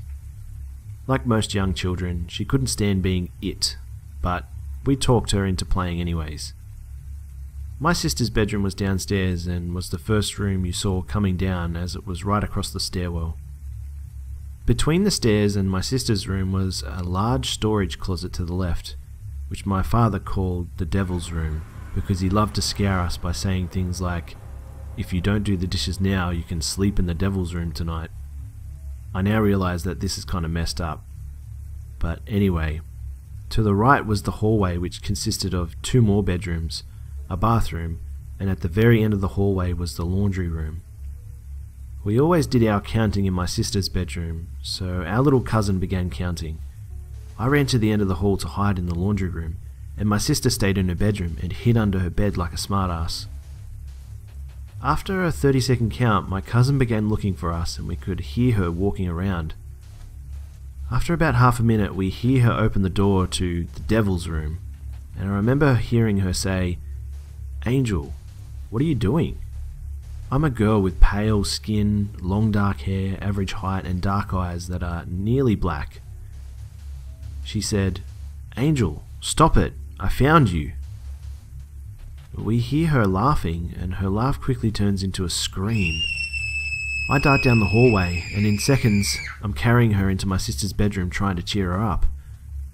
She's crying and looks scared and confused. Then all she said was, "Angel wouldn't talk to me. She just looked at me and made an ugly face at me." My cousin began to cry even harder as I explained that I wasn't hiding in the closet. She asked who that was, and we told her we didn't know. Since this incident, a few other family members have recalled seeing this little girl and thinking it was me until she disappears into thin air. Number 14. One night, I was with a friend of mine who had a stalker. She had asked me, a 6'3" amateur cage fighter, to stay with her that night as her roommate was out of town, and she was terrified of this guy who she said had been following her all over the town and trying to get her to go out with him. She had male friends that probably would have been a better match for scaring away a creep than an at first unassuming female like myself, but she didn't feel comfortable asking them to stay at her house while she was alone. I reassured her before she went to sleep that nothing would happen to her and that I'd stay awake in the living room to make sure she was safe. At about 3 AM, I heard this strange noise outside the house, followed by more noises, and I know in my gut that it's the guy. My mind flashes to other cases of stalking I know of, and I decided right there and then, if he gives me the reason, I'm going to hurt him so bad he'll be crippled for the rest of his life. I know that sounds really cold, but hell, I've been described by several specialists I've been to as having psychopathic tendencies, so I tended to lack empathy and the stigma most people feel about harming another person even in self-defense. It's what made me a good fighter. In any case, I know that stalkers, as per their psychological profile, don't give up a fixation. So I know if this creep comes in, he's going to get his ass beaten to a pulp. I just sneak quietly over to a corner of the living room in the cover of shadow and keep really silent. I hear the front doorknob jiggle, and I hear the sound of the guy picking the lock. The door opens slowly, and I suddenly feel my heart drop into my stomach as I see that not only does he have a gun, but I know him from my fighting matches. He's a fellow contender, and I've actually faced him before, with a success rate that made me not want to fight him again, let alone with him having a firearm. My friend had been to a couple of my fights at my insistence as a result of me wanting to show off, and that's where he must have seen her first. I stayed as still in my hiding spot as I could and watched him quietly across the room, right towards my friend's door. I'm not used to facing down people armed with more than their bare hands, but I know how to handle the situation, and I felt for actually the first time dread and premature regret over what I was about to do. I forgot to mention that my friend and her roommate had just moved in, so there was only the couch, a TV, and a cabinet in the room, so there wasn't anything I could hit him with. I sneaked up behind him, just as he was about to open the door, and quick as I could I grabbed the gun from him and unloaded the entire magazine into him. My friend screamed her head off, and I took a minute to calm her down before we heard a knock at the door. I grabbed the gun thinking it could be a good bluff against any accomplices this freak had, but my friend assured me from hearing the person's voice that it was her neighbour. We let him in, and a couple of minutes later the cops, whom he had called, showed up. I went down to the station with them to answer their questions and was let off without getting into trouble for what I had done. A couple of weeks later, I found out that I was being charged with murder by the guy's sister, but when he got to court, the judge just laughed at her. It was quite a jump for me, to kill someone with a gun instead of beat the crap out of someone with my bare hands, and it made me sick from then on out when I even thought of committing violence in any form. I dropped out of fighting and started rooming with that same friend in order to guard against any more incidents, and to surround myself with gentler people, as unlike me, she was a sweetheart. In the end, I was quite happy to trade my constitution for my friend's life, and it's a hell of a way to grow a conscience. Though it's worth noting that I've noticed the guy's sister a couple of times at the same place as I am. She always keeps a fair distance, so I assume it's coincidental. Hopefully, Psycho doesn't run in the family. Number 13. Not too long ago, I was hanging out with a friend one Friday night. Typical stuff, pizza, GTA, and just a good time. Around 12, my pal had to leave. Now, he lives right across the street, so he wasn't in any kind of hurry or anything. I was walking out with him through the back door, and I noticed the door to my detached garage was open. I always shut and lock the door, so I noticed this right away. I asked my friend if he had gone in there to get some drinks, and he said he hadn't. I was home alone that night, so my friend was the only other person who could have gone in there. The last time I was in there was probably during the day before my friend came over, and of course I shut and locked it when I exited the garage. After realizing none of us had gone in there, we slowly walked to the door to take a closer look. The lock was busted. Red flag went off, and I told my friend to call the cops, and I ran inside to grab my Colt 357 Python my father handed down to me. I slowly walked into the garage, a gun leading the way. Now this is a 2-leaf garage, so I turned on the light to the lower part and saw nothing. Then I walked upstairs as slowly and as quietly as I could. I turned on the lights and everything looked normal. I was about to call down to my friend telling him everything looked okay, but then I looked in one of the storage cubbies on the side of the room and I saw a man with his back toward me, trying to hide himself in the cubby. I froze. He had a gun in the back of his pants. I was shaking and about to piss myself, but I raised my gun and was about to scream and tell him to get down slowly, but then I heard the sounds of sirens. I walked over to the top of the stairs and put my gun down and got down on my knees. I was still shaking and honestly felt like crying. The cops came up the stairs and one of them helped me back up. I heard one of them yell, "Sir, get the fuck out of there now." Then I saw the 2 cops lead not 1 but 2 men outside. They put them in the back of the squad car, and then they went toward me. One of them asked if I was alright, and then said, "You were pretty lucky tonight by the looks of it. It looks like they were about to break into your house, and God knows what else." They took a statement and left. After that, I can't go in the garage alone anymore, especially after dark. I didn't want to tell this story, but then I thought, why not? I feel like some time has passed and I should share it. Number 12. It was a Tuesday evening when I got a text from a co-worker asking if I wanted to go on a night run with him. As I have bad knees, I told him that I couldn't run with him, but if he wanted to do a night hike, that would be just fine. He agreed and we arranged to meet at a camping spot in a nearby canyon and follow the road up a couple of miles. At around 11:30 we both arrive at the campsite with flashlights and a water bottle each. As there were no clouds, we decided to walk by moonlight.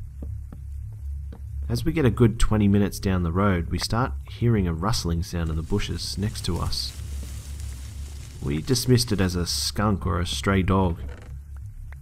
We start joking around that each of us were not scared as the other and continue on our way. A truck passed by with their high beams on, blinding us. My co-worker informs me that he has to answer the call of nature and heads into the next campground to pee. I hear rustling followed by a splash in the stream followed by rustling again. My co-worker comes back running like hell and says, "Dude, we gotta bug out." His face was white as a ghost, which spooked me out because since he is in the army, I figured it had to be serious if he was bugging. We start running back until my knee feels like it's going to collapse. I hear the racking of the slide of a handgun followed by a whisper, "Just in case." He starts half carrying me back the way we came and I pull out my flashlight and shine it towards the bushes and stream. Squatting in the stream was a beast of a man, butt naked, with the whitest grin I have ever seen, and he's growling like a dog. Then he said one word in a low grumble. "Run." We dropped our packs and hauled ass as fast as we could to the cars. As soon as I could see the red of my truck, I hit the unlock button on my keys. We hopped in and tore off.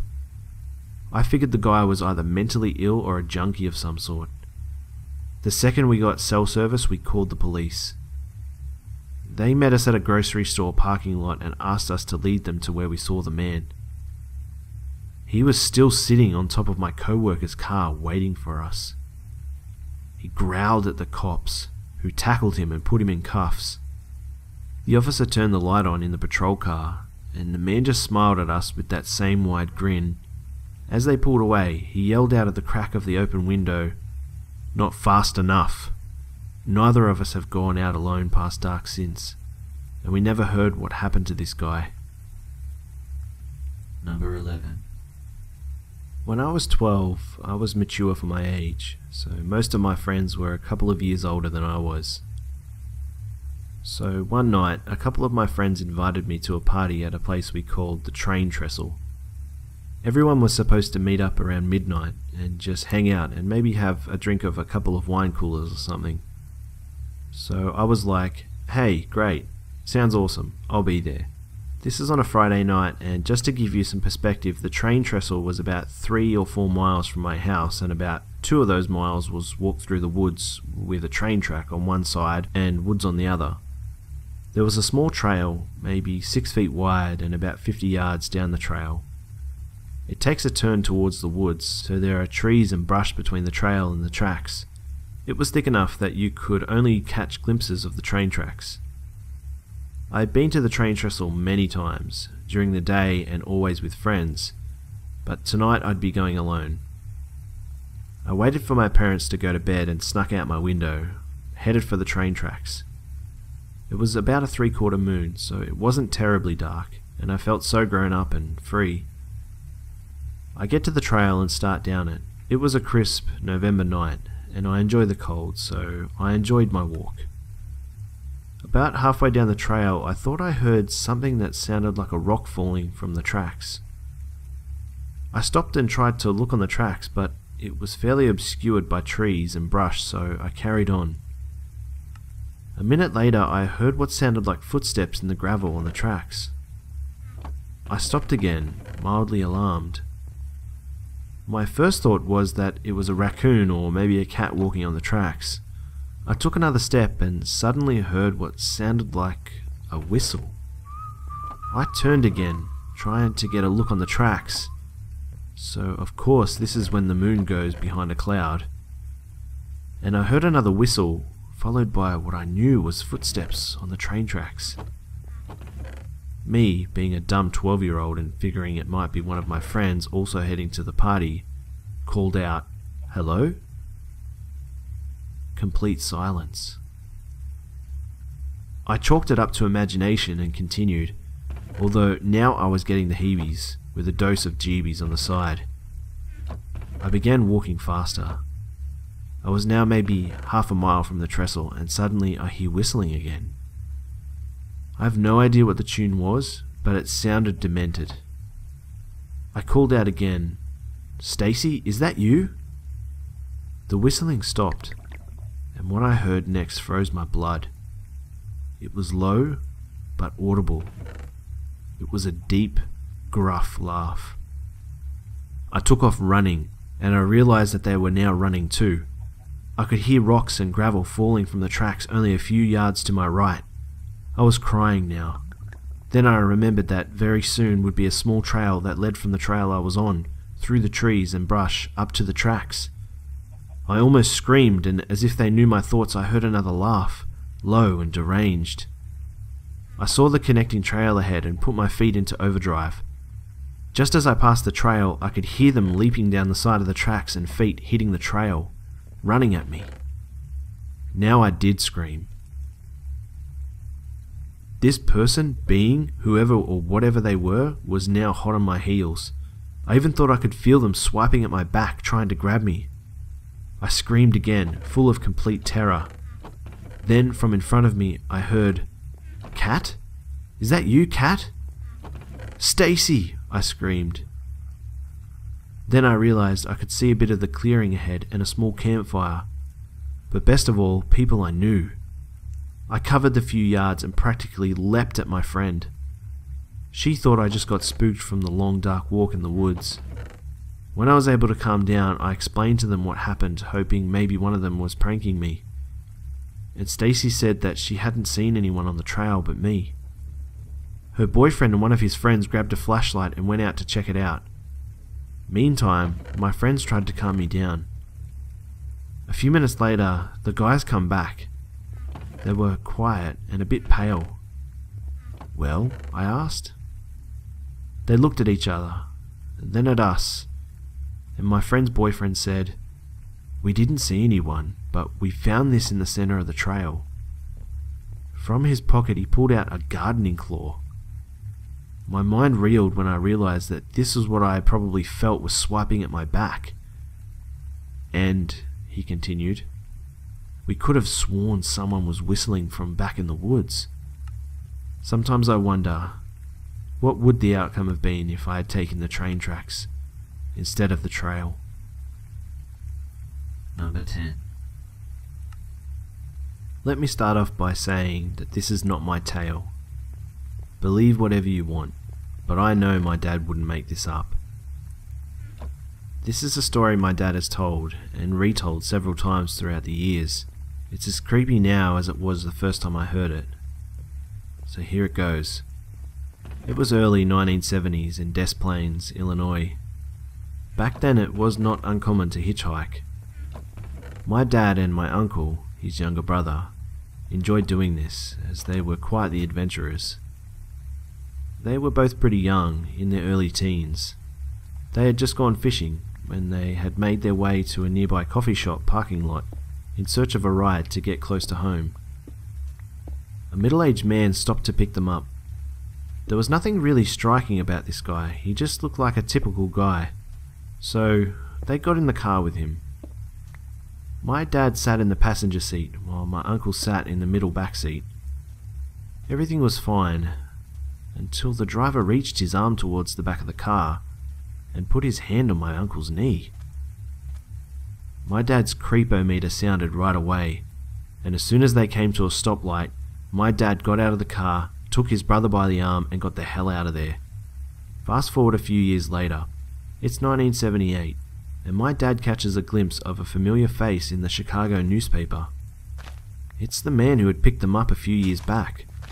The article states that this man was arrested after police found 33 teenage males buried in various parts of his home, including the crawl space. This sick man would find teenage boys wherever he could to rape, torture, and kill. His name was John Wayne Gacy. Needless to say, I am happy my dad reacted as quickly as he did. My dad and uncle were the right age to be one of his victims. It's scary to think what could have happened and how I wouldn't be here today. So, Gacy, even though you're dead right now, I am so thankful you and my dad never got to really meet. Number 9. I used to work as a substitute custodian for a school district, which essentially amounted to me filling in for full-time custodians that called out for work for various reasons in different schools. I basically was responsible for cleaning a part of the school in question and locking the place down for the night when we were done. My story took place on one of my last months working there when I was called in to fill in for a middle school custodian that had gotten sick.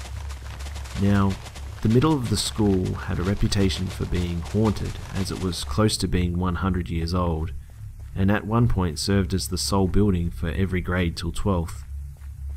The third floor in particular was known for noises, footsteps, and other happenings. To my dismay, I was assigned the third floor to clean up that night as a part of my routine. When I eventually did start working up there, all was well for the first hour or so. I was still a little unnerved, but worked quickly to get the hell out. Since it was around 8 at night, the building was closed to visitors, and it was only me and one other guy inside. As I rounded the corner to one of the last classrooms, I heard what sounded like a little girl laughing. I was freaked out, but nevertheless had to make sure no one was inside. "Is anyone there?" I called out.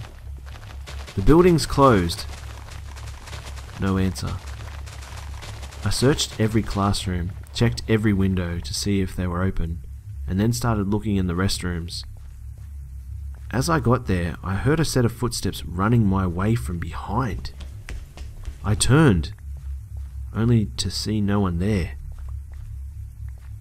Needless to say, I packed the cleaning materials away in record time and booked it. My co-worker unsurprisingly said he had nothing to do with the noises, but people have complained about it before. I had to clean that floor again a couple of times after that, but never had such an experience like that again. Number 8. It was March 2009. The events that had occurred that night happened roughly between 3 AM and 4 AM. I was 16 years old at the time, and my grandmother was in the hospital. Things weren't looking good for her, so my family from Australia had travelled over to stay with us in case she didn't get better. My house is fairly big, but with my family and my family in Australia, which consisted of my aunt, uncle and 2 cousins, it was feeling pretty cramped. It was annoying having a little space to myself, but after this event, I am thankful they were there. One night, the lights were all turned out and everyone had gone to bed. Now, my house has 3 levels to it. My room is on the middle level, and I usually spend a large amount of time staying up late on my laptop on YouTube or something. It was about 3 AM when suddenly there was a large bang at the front door. I had earphones in and I could hear this clear as day. It was so loud. The banging continued. Now this wasn't just a knock, this was a full force banging, as if the person wanted to knock the door down or break it. I leapt out of bed into the hall. My dad and my uncle met me in the hall, both completely baffled by what was going on. Now, I was 16, but I'm a big guy and I knew I could take care of myself, as did they, so we ventured down the stairs. Our alarm is in motion detected, and once we reached halfway down the stairs, the alarm began to go off. Now, the box to deactivate the alarm is close to the front door, where this loud banging was coming from. My dad went over to the alarm and deactivated it, and shouted through the front door to the intruder, "Who is it?" My dad yelled with an angry tone in his voice.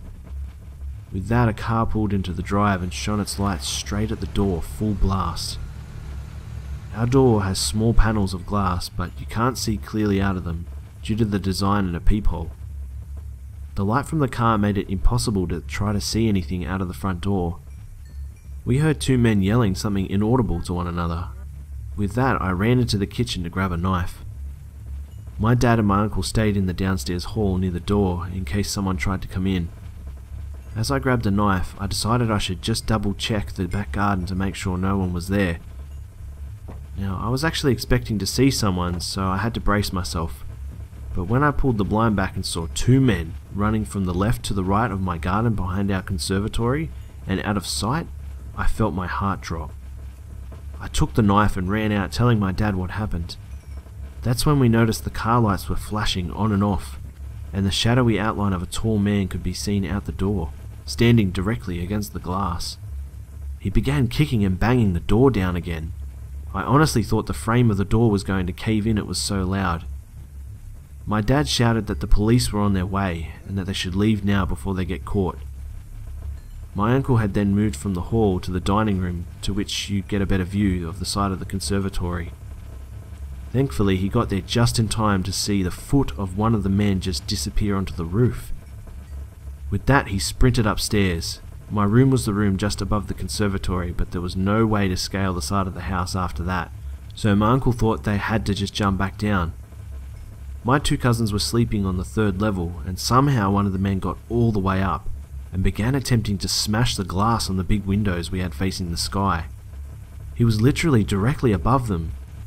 They ran out of the door and my uncle ran up. Thankfully, the windows opened outwards, so with a huge push, my uncle sent the window flying open, knocking the man to one side on the roof. He scuttled to the edge of the roof and slipped slightly due to the heavy rain that was falling. He jumped into a tree we have at the side of the house in the garden, which is probably the only way he got to the roof. Back downstairs, about 4 men in total started shouting someone's name, asking for someone. I can't remember what the name was. My dad said that they have the wrong house, but they didn't leave him. And suddenly the car began beeping its horn and the men disappeared as quickly as they came. Everyone was on edge, but there was nothing more we could do in the dead of night in the rain. So everyone went upstairs. The following morning, after the police had come, we inspected the outside of the house. At first it seemed like it was only a few marks here and there from the damage done banging and kicking the doors and glass. But then we found smashed bottles with jagged edges carefully stashed in the bushes in the back garden. There was also a picture of the floor plans to my house that was slightly out of date, as it didn't have the conservatory added. But most strange was a picture of a family with a circle going across the face of a man who looked to be in his late 20s. At first I thought it was the previous owners, but then I remembered that our house has history in general, and these were definitely not the owners. Either way, they had the wrong house and the wrong family. But I hope the family in that photo are safe. Number 7. So, just to set the scene, I'm in a new country, Cyprus. To be more exact, the Turkish side. I'm staying in an apartment section in the middle of nowhere. The fact that they speak Turkish does not really fit in until later. It's a 10-minute walk to the nearest shop, and there's a lot of tall grass and fields. As well as this, there are a few stray dogs and cats I can see. A small figure stealthily moving on all fours. I run over to investigate like the adventurer I thought I was, and I put my hand out and meow lightly and put my hand out to a stray cat with straggly fur and unclipped paws.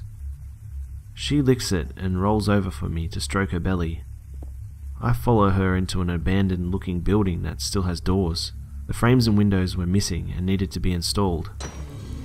The left window had some glass though, and it was left apart from that empty window frame. I go into this house as it was, being a naive 14-year-old.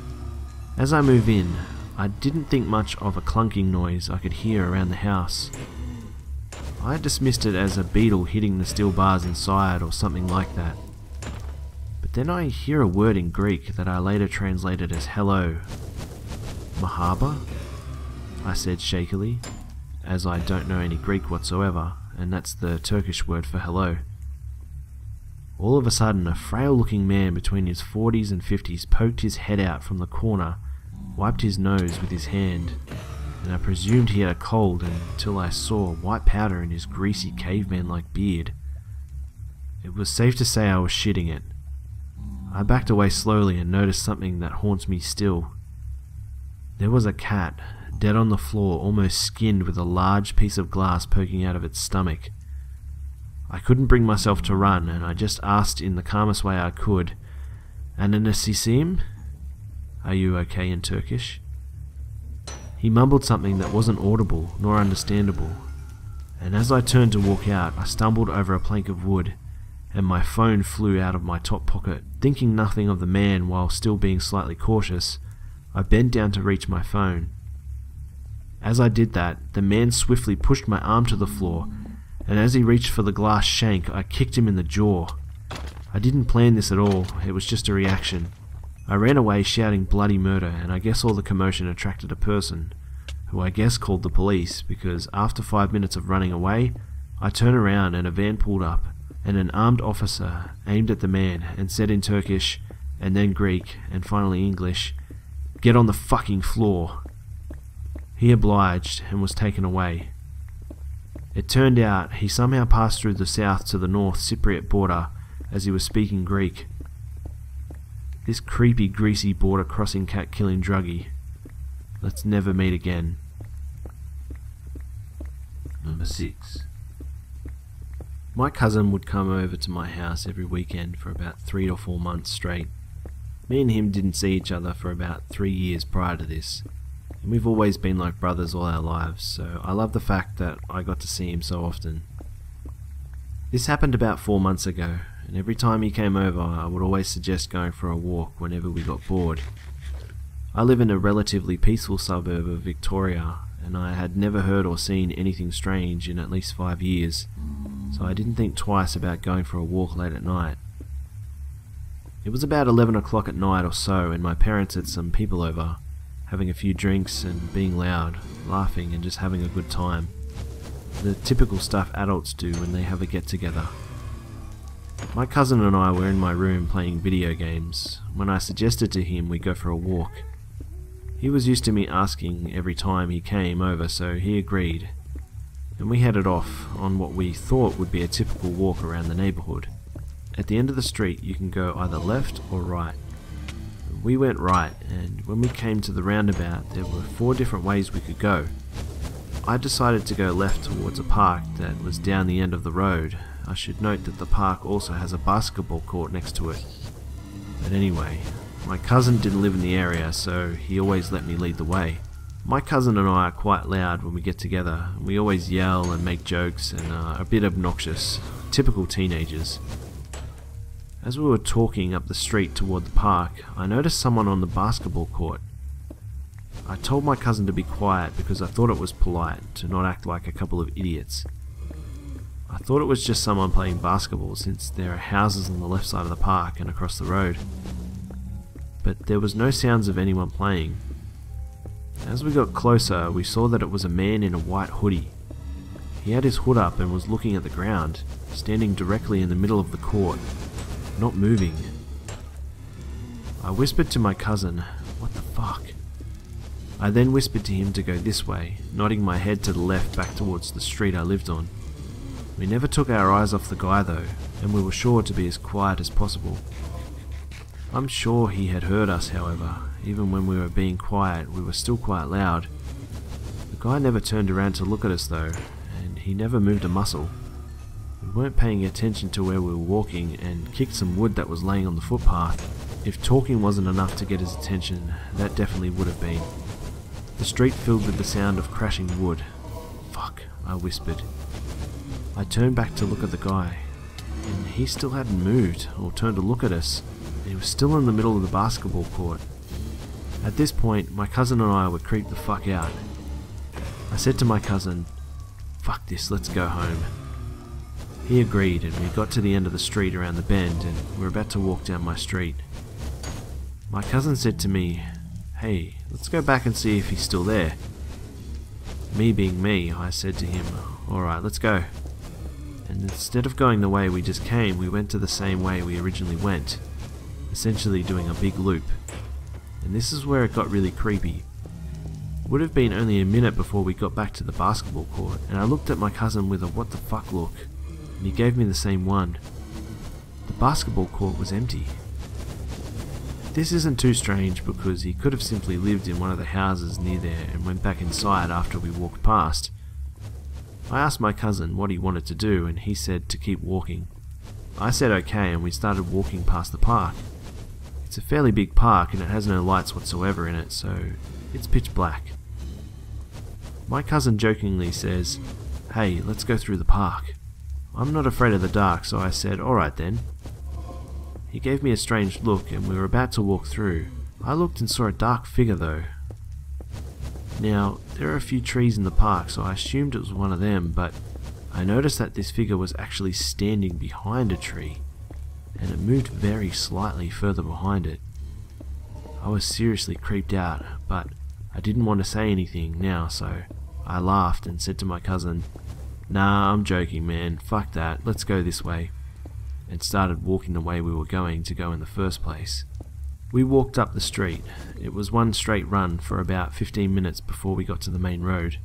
My cousin and I were constantly joking about the guy, saying he could be in one of the houses we were walking past, or in one of the many houses that were being built at the time. We even went as far as saying he lived in one of the dumpsters that was in the street. We laughed and tried to diffuse how creeped out we were. By this time we were about 300 meters up the road when I turned around, just to see if the guy was following us. He wasn't, but what I saw still sent shivers down my spine. At the very end of the street, just on the edge of the park, I saw him. The guy in the white hoodie, still up, looking down the street at us. I turned back around and continued talking to my cousin. I'm sure he was the one behind the tree. I didn't tell my cousin I saw someone behind the tree though. I didn't want to freak him out, and I didn't tell him I saw the guy staring at us now. My cousin told me he didn't want to walk much further and asked to turn around and go home. There was no way in hell I was going back that way though, so I made up some bullshit that I wanted to go to the shop that was just down the road. He wasn't happy, but he said alright. The shops are closed at this point, which I knew, but I acted disappointed anyway. So we went along the way home, which took us about 45 minutes or so. When we got back, my parents and their friends were still up talking and stuff, and they hadn't realised we left and didn't realise we came in. My cousin and I went into my room and continued playing video games. We went to sleep about an hour later, and the next day his dad picked him up at about 10 in the morning. But the story doesn't end here. The next weekend my cousin, like usual, was over at my house. We were talking about what happened the previous weekend when we suggested we go for a walk again. I didn't really want to after what happened, but I reluctantly agreed, and he said he wanted to go past the basketball court again. I said okay, and we were walking towards it when we saw it was very faintly lit up by flickering orange light. We got closer and I told him I wasn't feeling well, so once again we turned and left and started heading towards my street. We looked in the court and in the middle was a small fire. What we saw next still makes us uncomfortable. Sitting around the fire were 5 people, all with hoodies on, not moving, not talking, just looking directly at the fire. My cousin and I looked at each other and quietly but quickly got the hell out of there. I don't know what they were doing, and I don't know if it had something to do with the guy we saw the previous week, but I know my cousin and I never went for walks late at night again. I never told anyone about what happened, and as far as I know, he never did either. What still creeps me out is that this only happened 5 minutes from my house, in a seemingly quiet place. We moved since this happened, but our new house is only up the road from the old one, and that guy and those fire weirdos live in the same area I do. So to the men in the white hoodie and the creepy fire weirdos, let's never, ever fucking meet. Number 5. Well, I'll begin when I was 15 years old. I'd been having issues within my home with my father. Me being the only girl living with a younger brother, I look back and see that my dad was just doing the best he could as a single parent. Anyways, I had decided to run away. It was around 11 PM, and I had snuck out through the back of my second floor house. Now, the area I live is very small. The only thing dividing my little city is a bridge from north to south. As I was walking towards the north side, since I was living in the south, I had to cross the bridge. I decided to take the underpass underneath the bridge though. Along the underpass is a park and a daycare centre with a playground. There are lots of trees towering over the walkway through the underpath. And on that particular day it had snowed, so the park was blanketed with white. You can imagine I was cold and had realised how stupid I was for walking on this creepy trail so late at night. I figured I was already halfway through the underpass and started walking faster. The park was so quiet, you could hear the faintest sound. Almost reaching the playground of the childcare centre, I heard footsteps in the snow. It had been so sudden but impossible to ignore. I turned around and saw a shadow behind a huge tree, illuminating from the light post beside the walkway of the park. I had known then that that was a shadow of a man hiding behind the tree. I didn't even think twice. I ran so fast, jumped the fence to the centre's playground, and looked in front of me towards the park I had just come from. Nobody there. I heard nobody following me, and I had to go pee so badly. I admit, I took a piss in the playground of the child centre, the whole time looking out towards the park, making sure nobody snuck up on me. After I was done, I took one last check of my surroundings and jumped the fence and ran like hell towards the end over the pass. I thank God I have good ears and heard whoever it was trying to sneak up on me. I have a huge feeling that my father would have been left daughterless. You see, there is a waterfall along the underpass. I call that area the park by the water. But every so many years, women and men have gone missing, even jumped off the bridge. I could have been left there and nobody would have even known, as that river leads into the ocean. Number 4. Years ago, when I was a child, I was selling Girl Scout cookies around my neighbourhood. Back then, parents were more relaxed and didn't mind a child going door to door on their own as much as they do today. I lived in a safe neighbourhood where nothing really happened too. I was going house to house, but I wasn't having much luck. I saw this red car pull up in the driveway, so I ran to catch them as they exited the car. I was desperate to make some sales. I saw there were 3 of them as they got out. 2 elderly people, 1 male, 1 female, and the third person was a young woman in her 30s.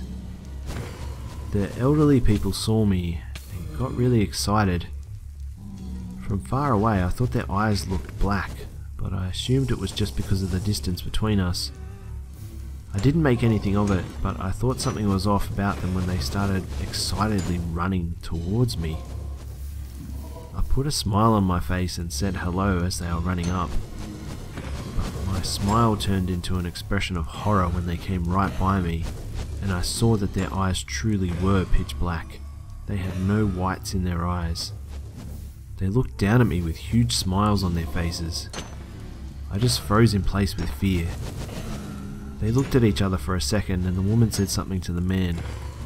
I was so afraid that I didn't understand what she said. They looked right back at me. They were slightly bent down and just right in my face. The woman who was with them ran up, took their arms to pull them away and sincerely apologized. She said, "I'm so sorry," and hurried them inside.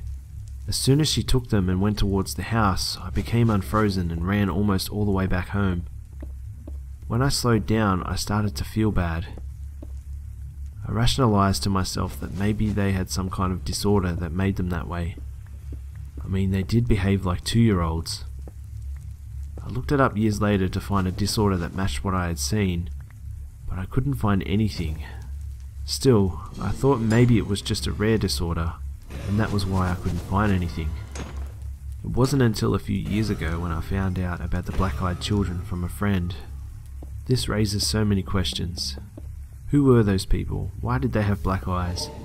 Why was that woman caring for them like they couldn't care for themselves? If the theory is that these black-eyed people are really alien human children, then what are they doing living in a human neighborhood? Maybe the combination messed up their genes and made these two mentally ill. I'll never really know what the hell they were, and why a normal lady cared for them. Makes you wonder what people know that we don't. Number 3. I lived in a peaceful society. There wasn't any violence or any worries really. Being from Canada, you normally wouldn't expect any sort of crimes.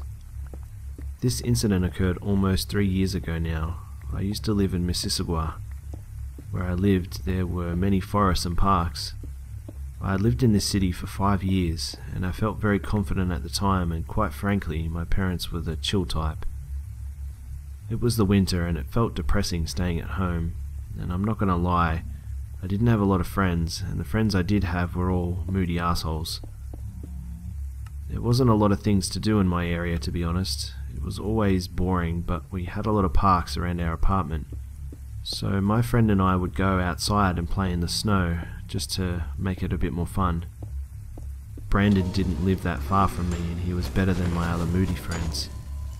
Brandon and I would go around doing anything, parkour, snow fight, and explore around the city. It was late, and Brandon and I were at a park opposite from my building. About 10 minutes walk, we also had a park right next to my building, but it didn't have a lot of variety. Now, if you live in Canada, you would know how cold it is here. And if you don't have gloves or the proper clothing, then you're not going to have a good time. We were at the park and playing and doing all types of stupid shit you can imagine 13-year-olds doing. It was around 8. My friend Brandon had strict parents and they demanded that he would come back max 8 o'clock. I didn't want to stay there by myself, so I went along with Brandon. We were talking about our crushes while we neared the apartment. Brandon went his way and I went to my apartment, and as I got home after 10 minutes, I realized I didn't bring my gloves.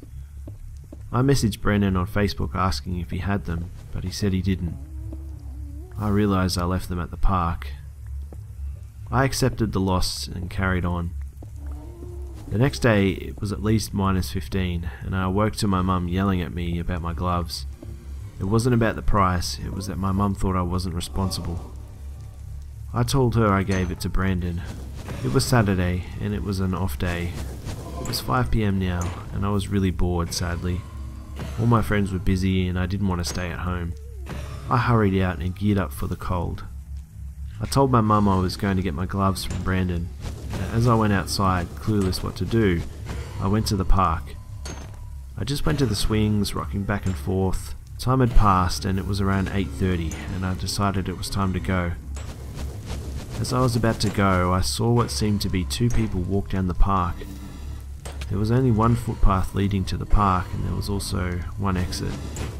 I didn't really think anything of it, just some people walking through the park that was huge, and this was before my eyes were all stuffed up.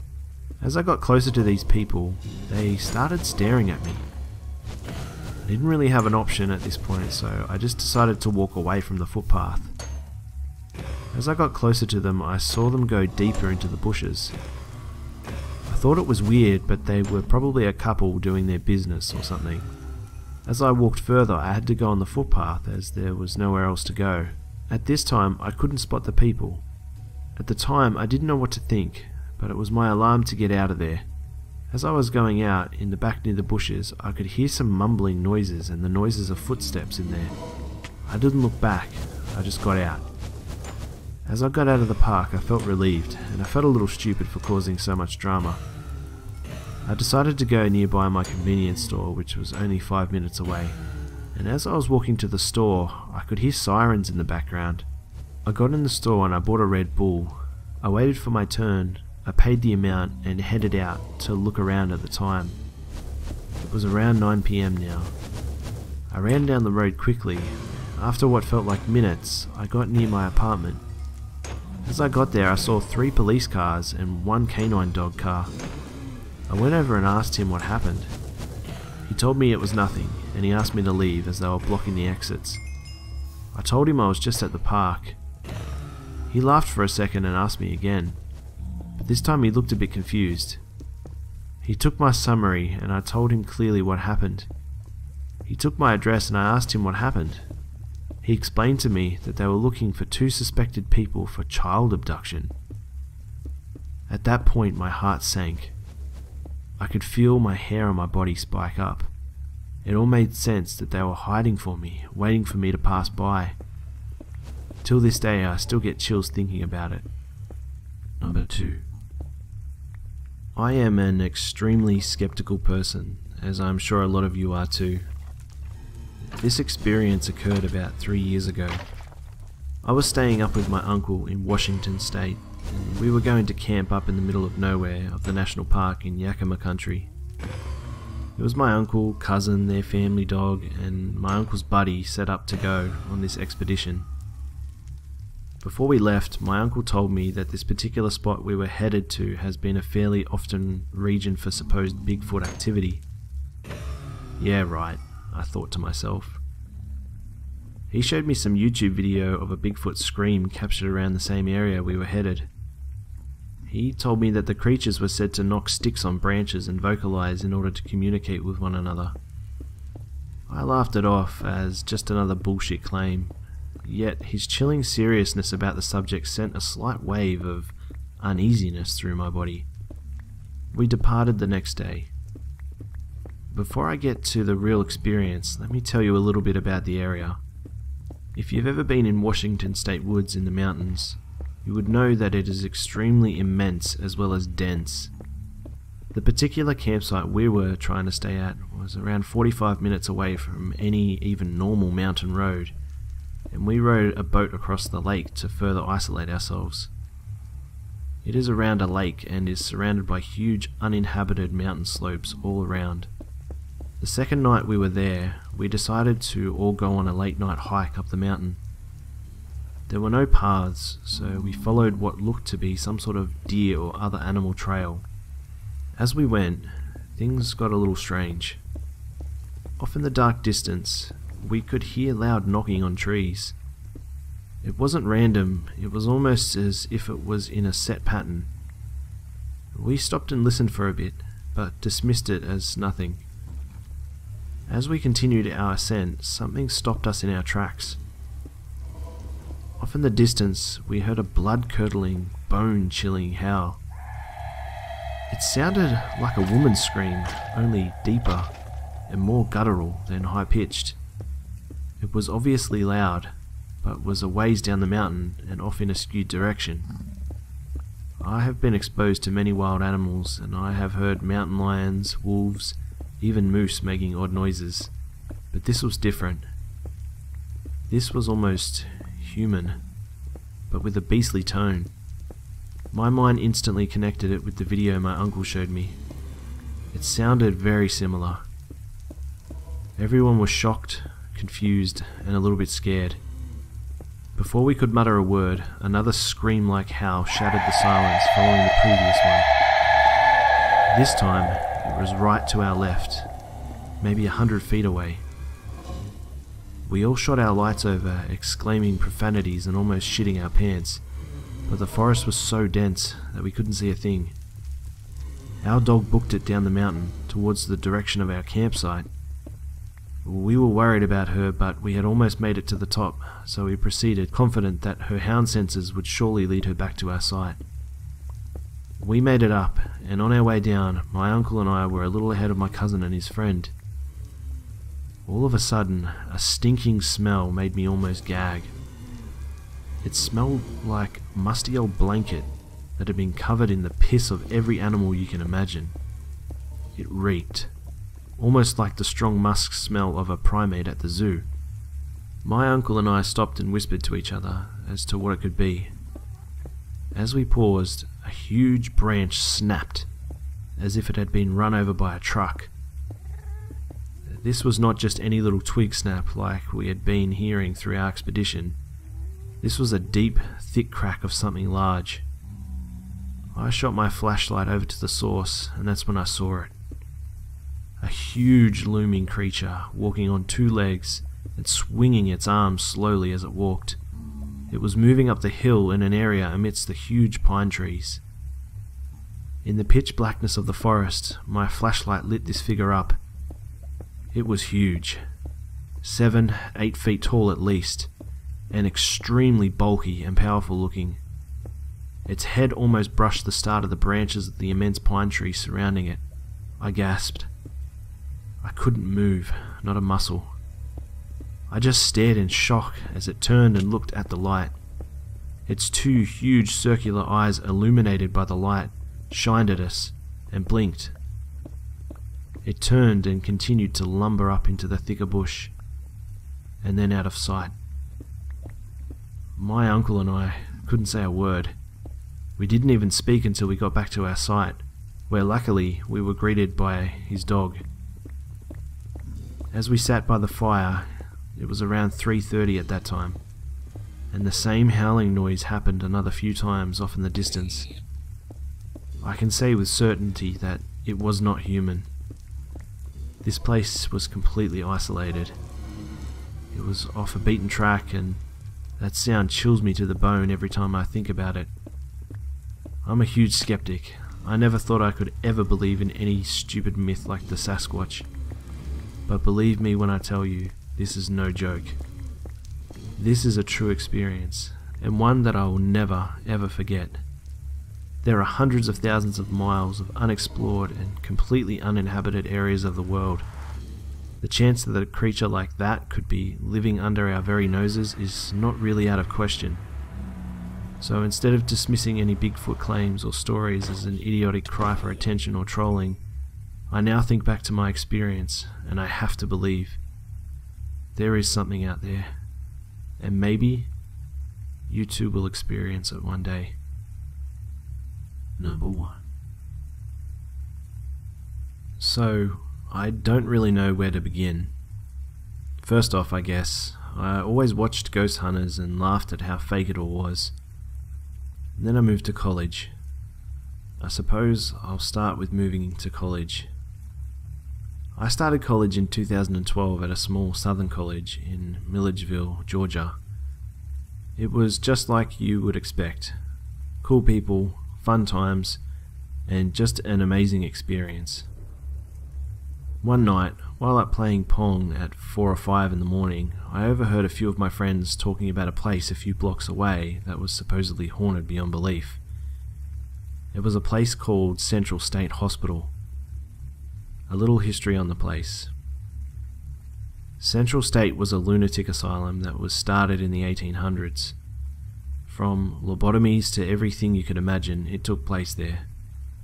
In fact, across the nearly 2,000-acre land the hospital resided on, there are over 20,000 bodies buried that are completely unidentified.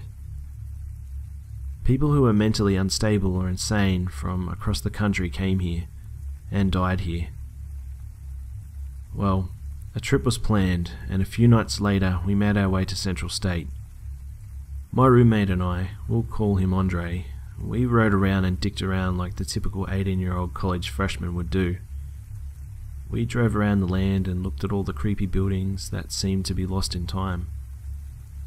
We drove around for a good few hours in the night, till about 2 AM, at which time we figured we'd seen enough and headed back.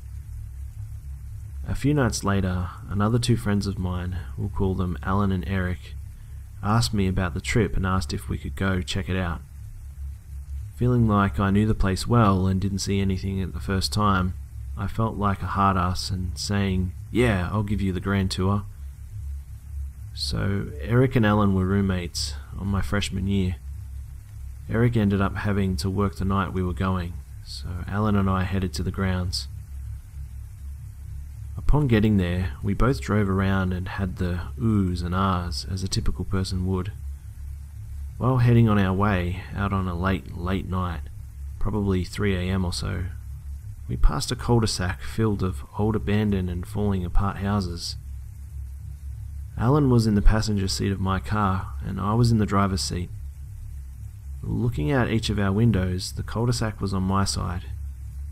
I looked down there and there was a street light at the very far end of it. In between the road and the cul-de-sac was not much light, so it was very hard to see. I drove slowly and noticed a black outline of something in the middle of the road, stopping the light from the cul-de-sac behind it.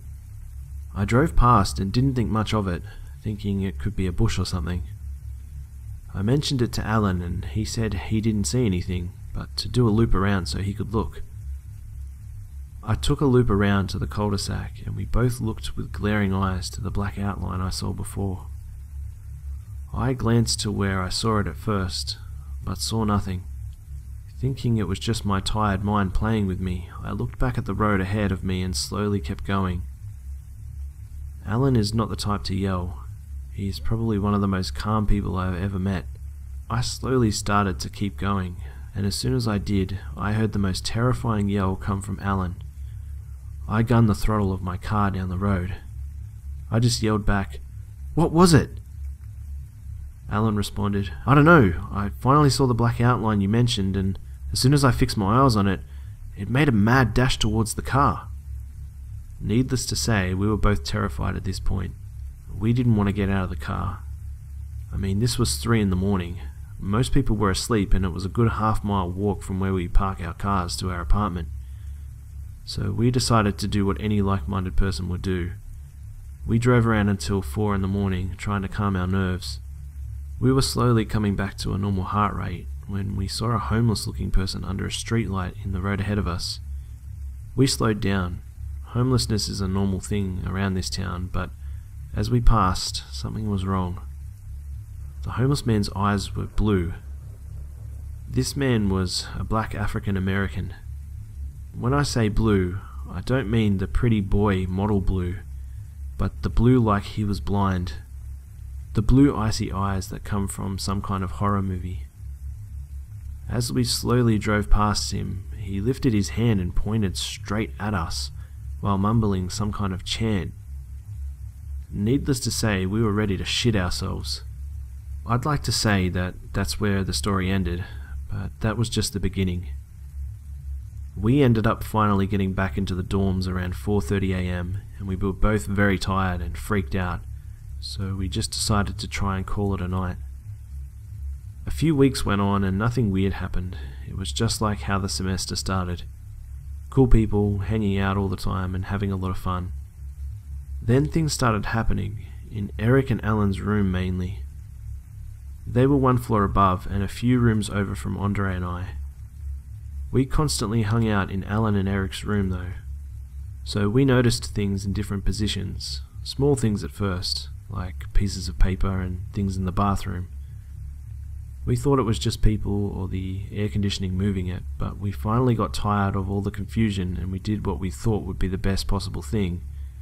We rented out a little shitty video camera from the school library and set it up in Alan and Eric's bathroom one night when we left for dinner one night. On a side note, we also put some ping pong balls, the only thing we could find at the time, in front of the camera and closed and locked all the doors and turned off the air conditioning so there was no airflow. So we left not thinking much of it. We went and ate dinner, and Eric had to come back early and then head to the library to go study for tests. Alan and I found our way back to his dorm room and picked up the camera and noticed all the ping pong balls were in Eric's room by his bed. We assumed he got there early and moved them before we left. We finally got around to checking the video a few days later and were startled by what was on it. The entire video was full of voices and footsteps stomping around the camera. Then the craziest thing happened. Halfway through the video, the balls rolled from the bathroom into Eric's room without anything touching them. Right when we reached this point in the video, Alan and I could hear Eric's dresser doors loudly opening and closing. Not realizing he was back already, I ran into his room about to tell him he needed to come and see this. I walked in his room, opened his door, and was welcomed by darkness. Nobody was in his room, and nobody had been in this room for hours. I walk back to Alan's room and tell him, and we both just decide to drop this. We were going to stop thinking about and giving any attention to whatever the fuck was bothering us. So, a few weeks went on and nothing really happened. We went home for the Christmas break, thinking everything had cleared, and we came back to a new semester without the pest that had been with us. We came back and everything was great for a while, just normal school again. One night, Alan, Eric, Andre and I were watching scary movies on Netflix, bored out of our minds, and we started talking about that crazy shit that happened the semester before. We shouldn't have done that. The next day, Alan and I walked into his room and just feel something very wrong. You ever get that feeling somebody is right behind you, just staring at you? Yeah, it felt like that. Things started happening again. One night, near the end of the second semester, Alan and I had went and picked up some dinner and were walking back into his room. We could hear the radio absolutely blaring in Eric's room. I said, well, I guess Eric is having a party tonight or something along those lines. We opened Alan's door and noticed something really, really weird about the radio in Eric's room. It wasn't playing music, it was playing a baseball game broadcast. And not just any broadcast. It sounded like something from the early 1900s, blaring through the entire dorm. I go to walk into Eric's room asking him what the hell he's doing, and right as I turn to go in, the radio stops. It doesn't turn down, it just flat stops. I looked around and nobody was in the room, of course. Alan and I both said, "What the fuck?" and walked out. I refused to really go back into their rooms anymore after that, and again, I would love to say that that's where and greet each other in the typical ways. Then we head to find our rooms, and we find them. We are in the rooms located directly under Eric and Alan's room from the year before. Fuck. We expect the worst, but try and keep our mind off the thing, whatever it was. We go on an entire semester, and nothing happened. It was sophomore year of college. For us it was filled of Netflix, Xbox, working on our cars, and class. Nothing crazy. The spring semester starts, and early into the semester we have a massive snowstorm come through. Eric ends up losing power at his place, and luckily we had a few candles and lit them throughout the room and the bathroom and decided to play some card games. We probably played for a good 2 hours or so. Yes, we were pretty competitive. We play, and eventually we get tired of it and just sit and talk. Eventually, the subject of last year comes up. Eric asks if we have had anything like that happen to us this year. In that moment, that very moment of him asking, after nothing happening for an entire semester, it came back. In the middle of him asking about it, we heard a loud cling from the bathroom. It sounded like glass hitting something. Everyone was in the same room, so there was no way it was one of us. It came from the bathroom. Andre gets up and walks into the bathroom, very slowly, just to look around. He looks on the bathroom counter, and next to the one candle we had lit, laid a spoon. Andre picks up the spoon and has to hit the glass candle hard for the exact same ring to come back. We all sit in disbelief. We kept all our silverware in the drawer under the counter. Whatever was with us had to get a spoon out of the drawer, pick it up, and smack the spoon halfway up the candle, and lay the spoon down on the counter without us hearing it hit the counter again. What the fuck? Whatever was gone had now returned. We all go back to the bathroom to look around in disbelief. We look for an explanation for a good 20 minutes. There was not one. We decide, screw it, just a coincidence, and start heading back to Andre's room where we were before. We all walk back into the room, following each other, and Eric is the last in the line. We're almost back in the room and we hear something fall and Eric say, "Ow! What the fuck was that?" Something just hit me in the back of the head. We look around and by the candlelight see a Tupperware container laying on the ground that was simply not where it was before. We officially freak out and leave and go play in the snow for a few hours. We were gone for a while, and when we returned, we were all exhausted and ready to go to sleep. Things started happening in Andre's and I room after that. Doors would close in front of us, sometimes locking themselves as well. This happened for a while. One time, Andre and I had just finished up an MLB game on his Xbox, and I was heading towards my room for bed. I walk through our bathroom and notice our toilet room door open and the light on. I notice that Andre is behind me by a few feet and leave it there so he can use it. I walk a few more feet and jokingly hear, "Way to go, fucktard, you locked the bathroom door up." I turned around and asked, "What are you talking about? It's wide open." I turn the corner. It is closed, and it is locked. The 5 seconds it took from me leaving the bathroom to him walking in, the door closed itself and locked itself. This started happening all the time. Almost every day my closet door would close and lock itself. There was no way to fix it, and this went on for months, with this thing just messing with us. It was now May. We had a few days left of sophomore year, and we were ready to get out of this haunted-ass dorm room. We signed a lease with an apartment, so we knew we could get away from whatever it was. One of the last nights we lived in that room, I was sick. I had the flu or something near that, and had been lying in bed for an hour or so and was just trying to get some rest. I hear Andre turn on the shower in the shower room, and we usually left the door open a good bit to keep the air from getting all mouldy. We also probably had the cheapest shower curtain known to man. It was like $3 at a Dollar General. Completely clear. Anyway, I laid in the bed, about to fall asleep, and a few minutes later I see Andre walk into my room with a towel around him, and he says, "Did you need something from my room?" I looked at him confused and said, "No. I don't know what he's talking about." He looks at me and says, "Oh, okay, I was just wondering what you were doing in my room." I look at him and explain that I'd been laying in bed for over an hour now. He turns white as snow. I could tell he was scared. Meanwhile, I was still confused at this point. He looks at me and says, "No, I just saw somebody walk from my bedroom into your room, plain as day. I saw it walk through." I look at him in disbelief and think, holy shit. Whatever the hell has been following us has finally shown itself.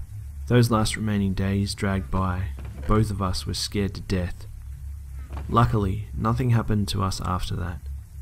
I couldn't move out fast enough. We haven't had anything like this happen since. We still go to the grounds of Central State and have actually found a woodland area with thousands of unmarked graves of dead insane people. It's scary, that's for sure. We've ghost hunted there a few times when we can actually make ourselves stay. We actually have a few clips of voices talking. One of the main ones being when I asked for someone to speak, and clear as day on my recording you hear, "I'm talking." Well, that's my story. I'm sure there are skeptics out there that believe I'm full of it, but this was all true. I've been through so much of that kind of stuff my first 2 years of college, that now if anything happens, I'm just like, well, that's just great, in a sarcastic way. So if you're ever in the middle of Georgia, be sure to stop by Milledgeville if you're into paranormal things. You really won't regret it. Probably.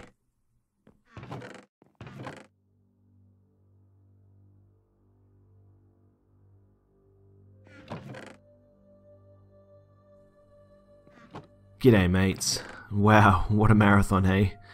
I'd be interested to know actually who watched the entire video, so let me know in the comments below guys if you watched the whole thing. So guys, we are now 70,000 strong in the hive. The channel is just going ballistic. I can't believe how fast it's growing. Once again guys, thank you all so much for sharing the video with your friends. So many people are doing this, and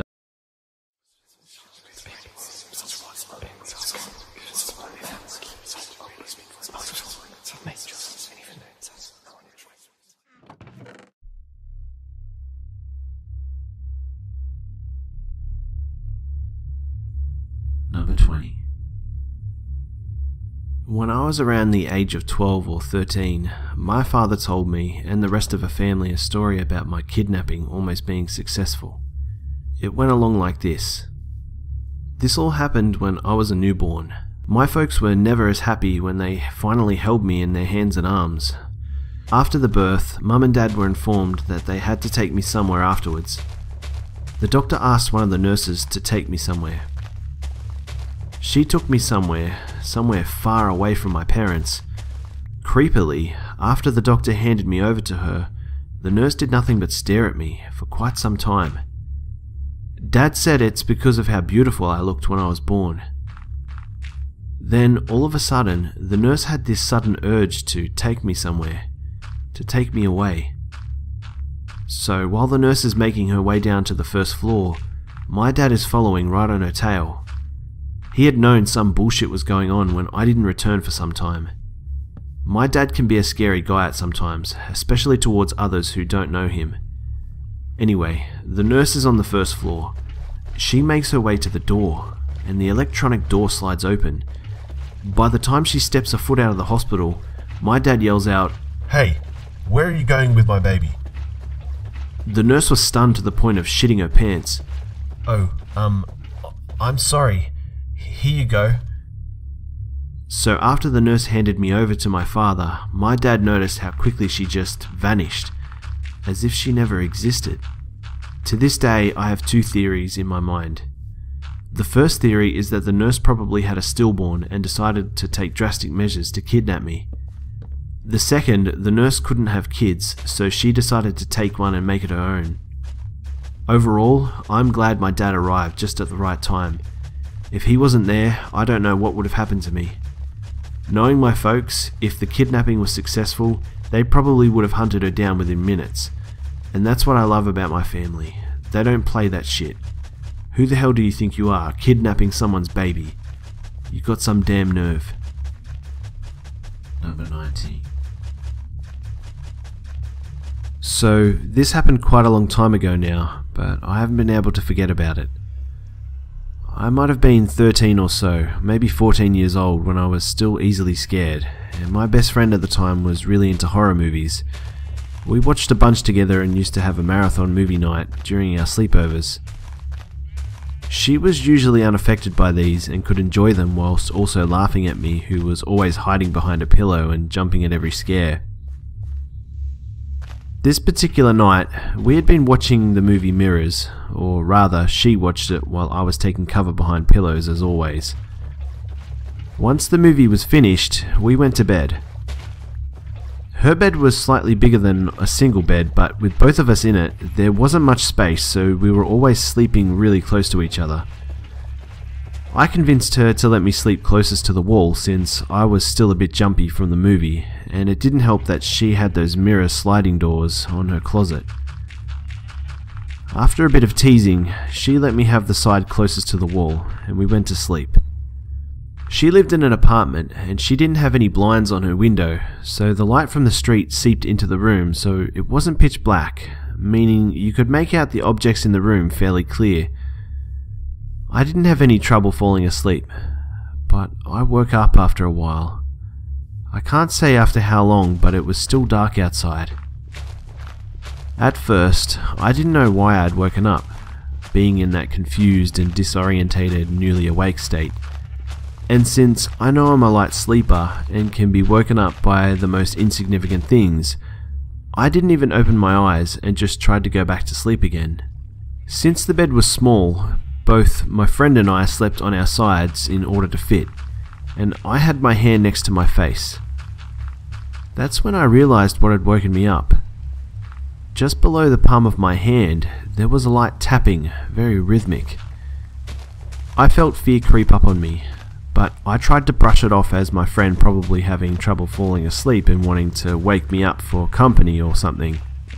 I opened up my eyes, and it was my friend who was tapping 2 other fingers on my wrist. I can tell her eyes are open, and she's smiling. Now, don't ask me how I knew this, but my instinct told me she wasn't awake. Somehow I knew she was still sleeping, even though her eyes were wide open. She didn't say a word to me, but the tapping on my wrist stopped, but her smile didn't fade. And then suddenly, she just waved at me. At this point, I'm so scared I don't even dare to wake her up. So I turn around and face the wall, with my back towards her, and I try both not to cry and also not to fall asleep as quickly as possible. I still feel her eyes on me, but do my best to ignore it, and eventually I fall back to sleep. I told her about this when we woke up the next morning. At first, she just started laughing at me and said I was probably still hung up on the horror movie we'd watched. But I insisted it wasn't a dream. She didn't remember anything though, and she didn't seem to even believe me either. That is, until the next time we saw each other at school. I had left her house on Saturday morning, and we didn't see each other until the lunch break on Monday. She came up to me and pulled me to the side and asked me to once again tell her what I had experienced that night. I told her again, expecting her to laugh again, but she didn't. She proceeded to tell me that her parents told her that the night after I'd left, meaning Saturday or Sunday, her parents had woken up because she was in their room, tapping on their window in a rhythmic pace, and when they had tried to talk to her, she hadn't responded. Thinking she was just sleepwalking, although having no history of ever having done it before, they led her back to her room and put her back to bed. She was just staring at them the whole time, eyes wide open and smiling, just the way she had done to me. But she wasn't awake, and she doesn't remember a thing. It never happened again, at least not that I know of, but it still freaks me out to this day. I know nothing serious happened and nobody was in any danger, but waking up like that in the middle of the night with your friend downright staring at you and smiling creepily, it's not something that you easily forget. Number 18. About a year ago, my mum and I and our dog lived together in a home bungalow in a packed urban area. We rarely get any crime other than your stolen bike and whatnot. Anyway, one night around 9 PM, I remembered that I had to dry my shoes off for school the next day, as my school has a uniform policy and we need a particular style of shoe. I would usually put them in the airing cupboard in our bathroom where there is a large insulated heater that never fails to dry clothing or shoes. But on this occasion, my mum was in the bath, so that meant I would have to put them in the other heating room we have, which is more of a closet located in the other end of the house. The first thing I noticed was that the window beside the door was open, which is unusual. I thought nothing of it and continued with my task. When I opened the door, I noticed a large leather jacket facing with its back to me. I figured it was my mum's and it was hanging in a weird direction, but she didn't own anything like that, and I probably would have noticed her wearing it if it was new.